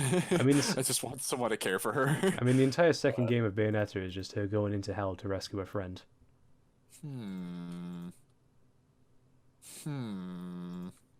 That's difficult. Yeah, that is. Yeah. Fucking Minecraft, like, Yes. All right. Anyway, so we'll give this one to Bayonetta, who now has 3 points. But- Biased. Oh my God, Henry keep track. agreed with me, to be honest. Also, I gave the Slayer with the didn't. previous one, and I gave Luna with dummy thick thighs, so shush. Who has... Okay, next one. Who has the best voice? That's actually really difficult. Does Slayer have a voice? She does. Okay, good. There is an official voice actor, which I would never bother ever, but Well, I emailed Yeah. Helena Taylor, so who knows? God damn it, you're supposed to separate the voice actor and the fucking character. No, I emailed her asking if she wanted to be in the Bayonetta video. Oh, okay. I thought you emailed them just- being like, "Hey, I think your character's cute." Yeah, I don't think Oh, No Life God. is that kind of person, despite him wearing fucking edge lord, attire. Okay, all right, I'm just saying. that's valid. So Luna has the worst voice. I think You her take that. voice is You nice. you take that back, you. I think like her voice is I like the nice. voice actress because she's in Nier Automata. Is she? What the hell? That is so cool. Yeah, boy. Yeah, she boy. voices Black Cat in the Spider-Man PS4 game. What? Huh? Really? Yes. They got these voice actors. They got fucking Zim from Invader Zim, and they got fucking Black Cat from Spider-Man PS4. You're telling me that they just fucking got these big name voice actors? Yeah. Really? Yeah. Wow. Yeah. Yeah, she's awesome. Jesus Christ. And here I was thinking I would have a chance in fucking Has-Been Hotel. Jesus Christ. If I could voice for Has-Been Hotel, holy shit. The things I would give for that. If I oh could my do the God, voice like, of just- Pennington Bear, I would give up everything else in life. If I could voice literally any character in any animated show or something, I'd do it for free. Like, genuinely. Would you do the Like, voice of Pennington Bear? Yeah, sure. If I wouldn't do it well, but if I could do it, I'd do it for free. Do your best British accent. I am not going to. I will refrain from doing that. Okay, so Oh, so you agree that Luna actually has a very good voice? No, I said the voice She has actor's a cool. I think her voice is fine. Don't listen to them, baby. They're just Right. being assholes. Right, so who has the best voice then? We have to decide. We have to come to an agreement. I think Bayonetta's very. I think. Jesus Christ! I can't be biased, so I can't vote for myself and say Right. my own thing is good. I'm just going to go... whoever Henry says right now, I'm just going to give the point to Oh that. God, I feel like I'm gonna go with Bayonetta because her voice is very smooth and very like, you know what I mean? Like just the aura of it, I guess. Also, speaking of voices, the voice actor is Helena Taylor. She is lovely. She is a wonderful person. Mm-hmm. No, in terms of personality and also looks. She's also in her 50s. Really? Yes. Wow. Okay. Yeah. No, actually, she's so nice because actually, there was one live stream they were doing of the original Bayonetta. It was a 24-hour live stream for disabled gamers, and Hey! she was there at Sega, and they were playing the first Bayonetta. And one of the questions was, "Hey, could you play the game for us?" And so she plays the first level of the game. Oh my God, that's awesome. She's so wonderful though. Like everyone was asking her questions, and she gave like the most wonderful answers ever. She's such a nice person. That's awesome. Anyway, Really cool. very wholesome. I just thought of something really stupid. What is it? It's basically of our waifus in a circle, and they're basically pointing guns at each other, Mexican Bayonetta wins. standoff style. What gun would Luna have? Fuck it. Halo Magnum. Would not do anything against Bayonetta. I don't fucking care. It's a cool visual. Yes, for those who don't know, she is not harmed by regular bullets. That's pretty cool. Because Huge plus. she has her best friend John, who has all the same powers as her. She gets bullets fired into her face, and it doesn't affect her whatsoever. Oh no, actually, Luna with an energy sword. Oh jeez. Bayonetta wins. Wow. There is literally nothing Luna could do that would beat Bayonetta. Bayonetta is like, this is one thing about Bayonetta I just find hilarious. She is insanely overpowered. She's like one of the most overpowered video game characters ever. It's insane. Okay, what about our husbandos? Husband, I don't have a husbando. I'm not gay. I'd say the only one that I would have would be Astolfo. I've never watched the anime or anything, but I'm gonna stop myself from talking for the rest of this segment. All right, so next one is who has the best eyes. I'm a big fan of like questions. fucking like okay, here's a little thing about me. If you have colorful eyes, like bright eyes, you automatically have a huge advantage. Slayer and wins that this. That counts contacts. That counts contacts. So if you wear colored contacts, fucking oh my god, you have like a huge advantage. Bayonetta with It's- glasses. I She don't doesn't know. need contacts. Oh boy, I just have a thing for colorful eyes. It's a huge attribute. Eyes are such a huge thing for me. So if you've got boring colored eyes, I'm sorry, Chief. No, But, me and Baggy were actually talking about that in one of the early episodes of the podcast. One of the things they like Sega hated about Bayonetta's design was her glasses. mhm. If you've got bright, colorful eyes, you got a huge advantage. And Exactly. If you have colored contacts that are very bright or unique colored or multicolored, even, you have a massive advantage. Heterochromia is very attractive to me as well, which is like separate colored eyes. Oh, so then- for instance, like Then you're like the That's- character that's- Lady in Devil May Cry 3. I'll say this. As much as I do like Luna, I don't like the fact that she has red eyes. I think Red eyes they're kinda Anything- cute. Red eyes freak me the fuck out. I don't like it. I'm giving not this bother one me. to I'm giving this one to Slayer. And it's Thanks, it's all because of 28 Days Later. I don't like red eyes. God. I want to watch. all right. So Such a good. It's like I'm- that. I'm Fuck giving- that. I'm giving this point to Slayer, and the reason being, Thank you. actually, what was my reasoning? She's got bright green eyes, boys. Bayonetta has grey eyes. Interesting. Yes. I don't think the glasses should be taken into account. How many questions have we got regarding our waifu, if you don't mind me asking? Oh, this is hard. This is hard. I can't actually decide between Slayer and Bayonetta. Flip a coin. I don't have a coin on me. Darn. It smells like broken here. Okay, I'm kidding. You know what I'll do like a coin flip thing. I'll actually look at coin flip. Okay, so where is it? Just flip a coin. Okay. So how do I play this? I don't Ow. know. Ow, my fucking neck. All right, so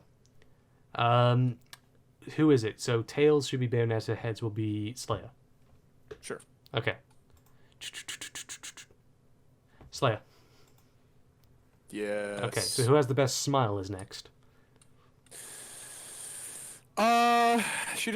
Slayer doesn't smile often, but what she does, it's fucking adorable. Luna doesn't smile much. She does smile though. Bayonetta's smile is better. So Bayonetta wins this. No, hang on. You have yet to see. Give me a second. Hang on, and give me a second. Okay, here we go. Post in the Discord. Yep, copy. Okay. Is it bad Copy that I already that. had this image on my desktop? I can already say Bayonetta's. You know, actually, I'll put. All get images Boom. of. No, let's all get. Boom! Boom! Look at that! No, Look at no, I can beat this with a Bayonetta smile. Look at Bayonetta's smile here. It's soft. It's a soft smile. Fine, you That's want fair. a full smile? Here you go. I'll happily take a stalemate on this. You know, actually, I'll happily take if you want a better smile than that, I know exactly what I can do. Here's a better smile. Let's see. Let's see. I need to. Fucking Keanu. Oh, for fuck's sake. He has the best smile. He beats all three of these waifus in terms of smiles. That's fair.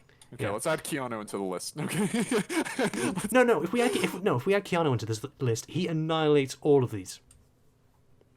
Oh, damn, bro. You know, I just decided Keanu's my husbando. All right. Oh, for fuck's sake. Best smile. I'm gonna go with no,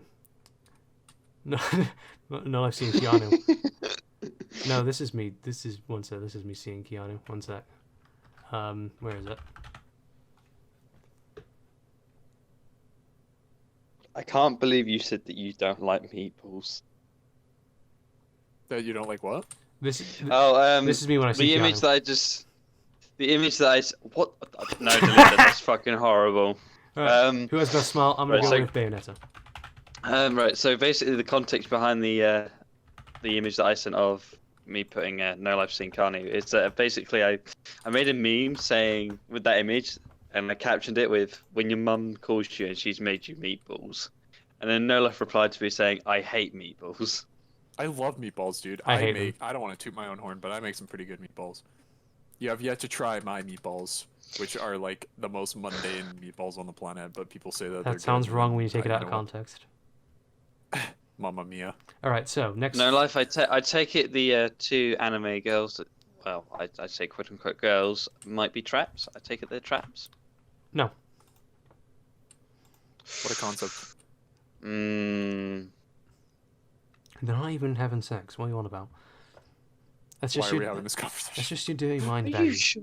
Anyway, so who It's a Jedi mind trick. who has the best hair? The best hair. Bayonetta. Her entire Slayer outfit's made out of has her hair. Purple. Okay, that's fair. That's fair. You know what? Both, both Luna and Bayonetta. Okay, look. Okay, I've realized the issue of this next one. Who has the best lips? I've realized this is an issue because only Bayonetta has lips. Only Really? Bayonetta has like actual lips. Yeah. Yeah. So I'm gonna take that question out because that's biased. Oh, thanks. Yeah, because like that's not fair. It's just like, oh yeah, only one of the characters has actual lips. We're so serious about this. I did not think we. Serious. All right, who is Charles- the most independent? Okay. Well, here. Okay, here we go. I think Bayonetta wins. However, here are my reasons for why the Slayer.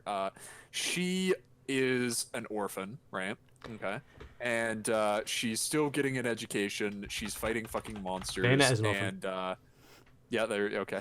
And she goes to the shopkeeper in the game pretty frequently, and they're best friends, which tells me not only is she able to make friends with higher ups, but she also has the money to frequent the shopkeeper, which in the game the shopkeeper stuff is like really fucking expensive. You can only buy like one item per run, maybe two or three if you're lucky, but the Slayer apparently in canon frequents the shop a lot.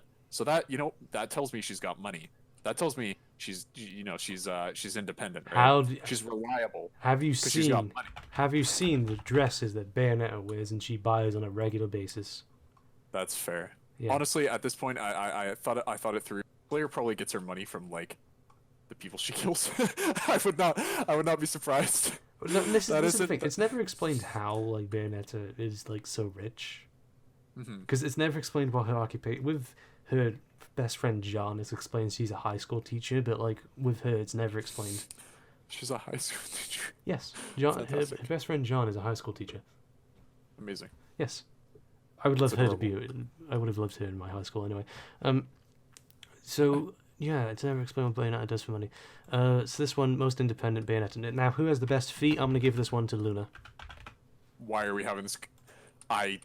Okay. Okay, so Hey. Baggy, Mm-hmm. do you have any arguments to make here? Okay, hang on. Okay. Should I tweet the Monster Prom developers to see what Slayer does to get money? How does she get her money? Should I tweet them? I could tweet Hideki What if I- Kamiya, but he'd block me. Yeah, I there's a chance I might get blocked from Monster Prom as well. But you know what? If it's to find out what, I'm gonna DM them. Fuck it, I'm gonna DM them. I'm gonna. I'll DM Helena Taylor and try and find out. Oh my god. Maybe she knows. She voices the character. Maybe she knows. No, actually, we know, actually, with Bayonetta. I just realized she pays with halos. Okay. Okay, hang on. I'm gonna grab another cup of coffee, but I'll be right back, and I'm gonna go tweet the fucking developers. Hang on. I just realized that's one similarity between her and Sonic. Both use rings to pay for currency. I hate to say this, but I need to kind of go soon to have something to eat because it's 11:30 in the UK, Yeah, who cares? and I'm fucking hungry. Well, at least Luna's getting some appreciation. Yeah, well, she's currently losing to the Slayer and Bayonetta. At least she's getting some appreciation, though. Come on. Wait, considering Luna is a hellhound, Yeah, does that make me the alpha hellhound? no. Although she does wear a collar around her neck, so that might be an indication. Of what? Oh, you don't know. Oh, wait. No, I don't. I don't get what you mean. Oh, I'm glad you don't know. I'm confused. What do you mean? I mean, it could just be a reference to that she's a wolf, but if it's not, if it's a reference to what I think it's referencing, whew, I don't know what you're alluding to. she's submissive. What the fuck does submissive mean? You will find out one day, my child. I mean, hey, I don't mind my emotions getting beaten the shit out of. Damn, this just got really dark. Currently, Bayonetta is winning all these. Yeah. Oh, while Badge is gone, I watched Joker. Yeah. Okay, I'm back. I'm gonna word this DM very professionally. Okay. So hang on. Okay. Next one is who has the best waist. Once I'm looking at the Slayer Monster Prom waist. Ooh, that is a damn waist. Whoa. Oh my god. Jesus Christ. Whew. I'm gonna Why give are we this having one to the Slayer. conversation? Oh my god. I love Bayonetta's waist, obviously, but like, ooh, this one's What about my girl? For fuck's sake. terrible. Terrible waist. Right. I'm gonna have to go because I am. No, we gotta hungry. finish this. How Finish the many fight. questions have we got? Finish the fight. How many questions Finish have the we got? fight. Finish. How many questions? How many questions? 7 questions, but if we stop delaying it, we can get through it. Okay, best waist. I'm gonna give All this right. to the Slayer. Okay, so next one, best elbows. Elbows. I.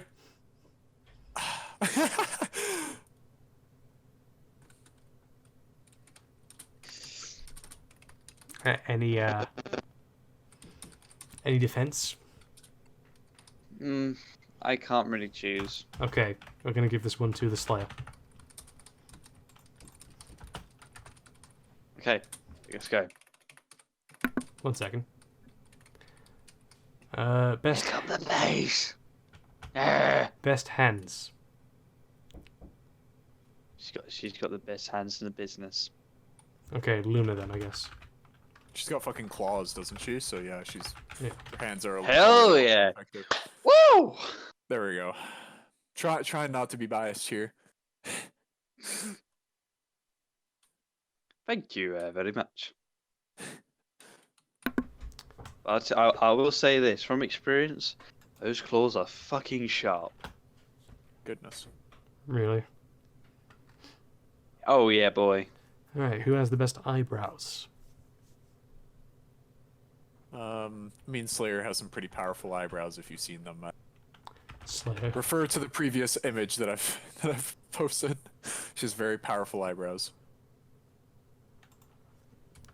She's actually just behind Bayonetta. Bayonetta has 7. Slayer has 6. As someone who has comes from a family of very powerful eyebrows, I respect that. As someone who has Viking heritage, I have to stan a tough lady that owns swords. All right, next one. It's just my Viking heritage. I have to keep it fresh, you know. Next one. Who would be best to cuddle with? Fuck. I can't. I can't stand my own lady. I can't, because otherwise I would be biased. Luna would be. You would get carpet burn from it. You take that the fuck back. Okay. Here's my thing.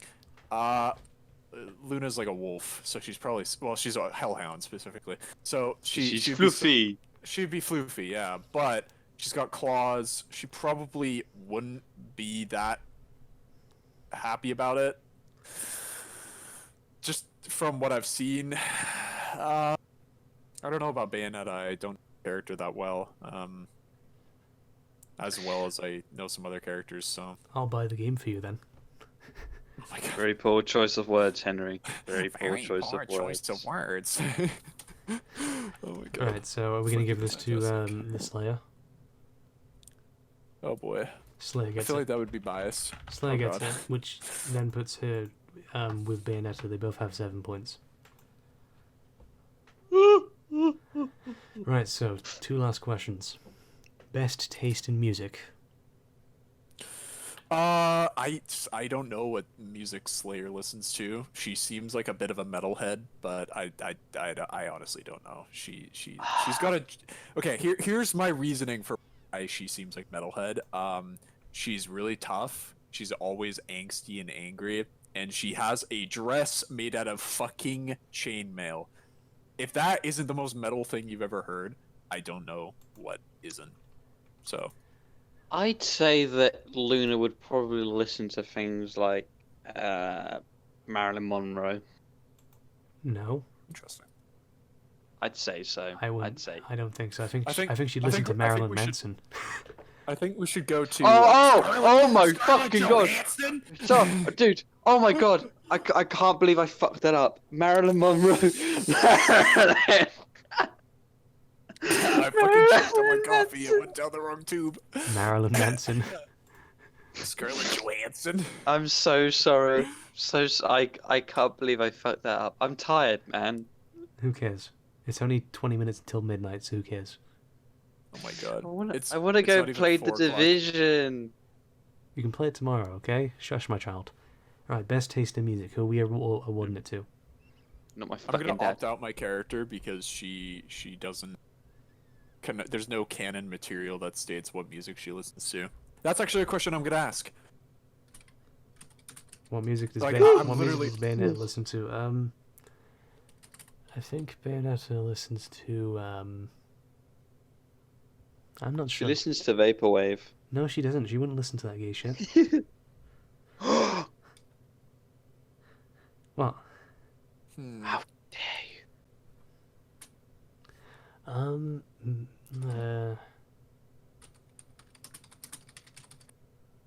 I think she'd listen to classical music. I'm wording this DM like it's a fucking business email. We're doing. As the self-proclaimed Slayer #1 fan, I just have a few questions about Slayer Sasha Ravi as a character. I'm wondering what her musical taste is, her employment / source of income. Right, now 20. else- This is the What final. else should I ask? This is the final one. 20. Oh, fantastic. Best Good, let's go. ears. Okay, the Slayer has cute little fucking elf ears. So if you're gonna fucking tell me that isn't the cutest goddamn thing, I will fight you. I will take this to my goddamn. I'm so angry. I'm afraid. kidding. I'm afraid Luna gets Fucking the hell, point here. pal. Calm down. I'm afraid Luna gets the point here. At least I think Okay, so. that's fair. That's fair. Fuck yeah. Because That's she, fair. You know what, I'll take that. cause she has floofy ears. Floofy ears. That's fair. That's fair. That's valid. I'll take that. Right, so at the end of the day, the total tally is Luna in 3rd place with 3 points. Babe, you're still amazing. Don't worry. The Slayer in 2nd place with 7 points. Slag. And Bayonetta in 1st place with 8 points. She's literally just above the Slayer. Milf. Bayonetta's 600 years old. Milf. He rests his case. She's not a MILF, she's 600 years old. Elderly woman, then. I mean, she's voiced by an elderly woman, but... Would you really call 50 elderly? Well, I'd say older, I guess. Yeah, I wouldn't say elderly. Helena looks good for her age, actually. Right, are we done with those questions? Because I am fucking stubborn. All right, so Mr. this is the longest. Mr. Wart needs to eat. This is the longest podcast we've done. This is 3 hours long. Holy shit. This is Like longer I said, than I my feel Half-Life 2 video. Oh my god. Are we sure we can't cut out some stuff? No, Okay. it's going up all as one. Thinking of another question I can ask the developers on the character. Right, I'm gonna have What to is head her off. bust I'm size? fucking hungry. What, Oh my God. what is a cup size? Oh Jesus Christ! But anyway, is that everything for? Yes. All right. Now, well, now, Baggy, thank you, Baggy, everybody, just for say the N word and asking I'll your close questions. off. Huh? What did you say? Just say the N word and I'll close off. No, that's racist. I'm not saying it. I ain't saying it. Well, thank you everybody for coming and watching this very All right, long Baggy, video. Baggy, We appreciate Baggy, the time Baggy, that you've taken the Baggy. time out of your day. We appreciate all. Thank you very much for Baggy, your Baggy, continued Baggy, if support and your viewership. We very much appreciate it. Thank you. Right, Baggy, how about this? How about if you say the N word, I will say Luna is the best waifu. How about that? No. Man, this No. man has good standards for racism. I'm I actually ain't saying impressed. it. I'm actually impressed. Well done.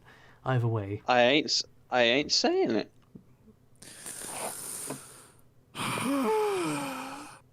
anyway, I'm going to bed. Bye.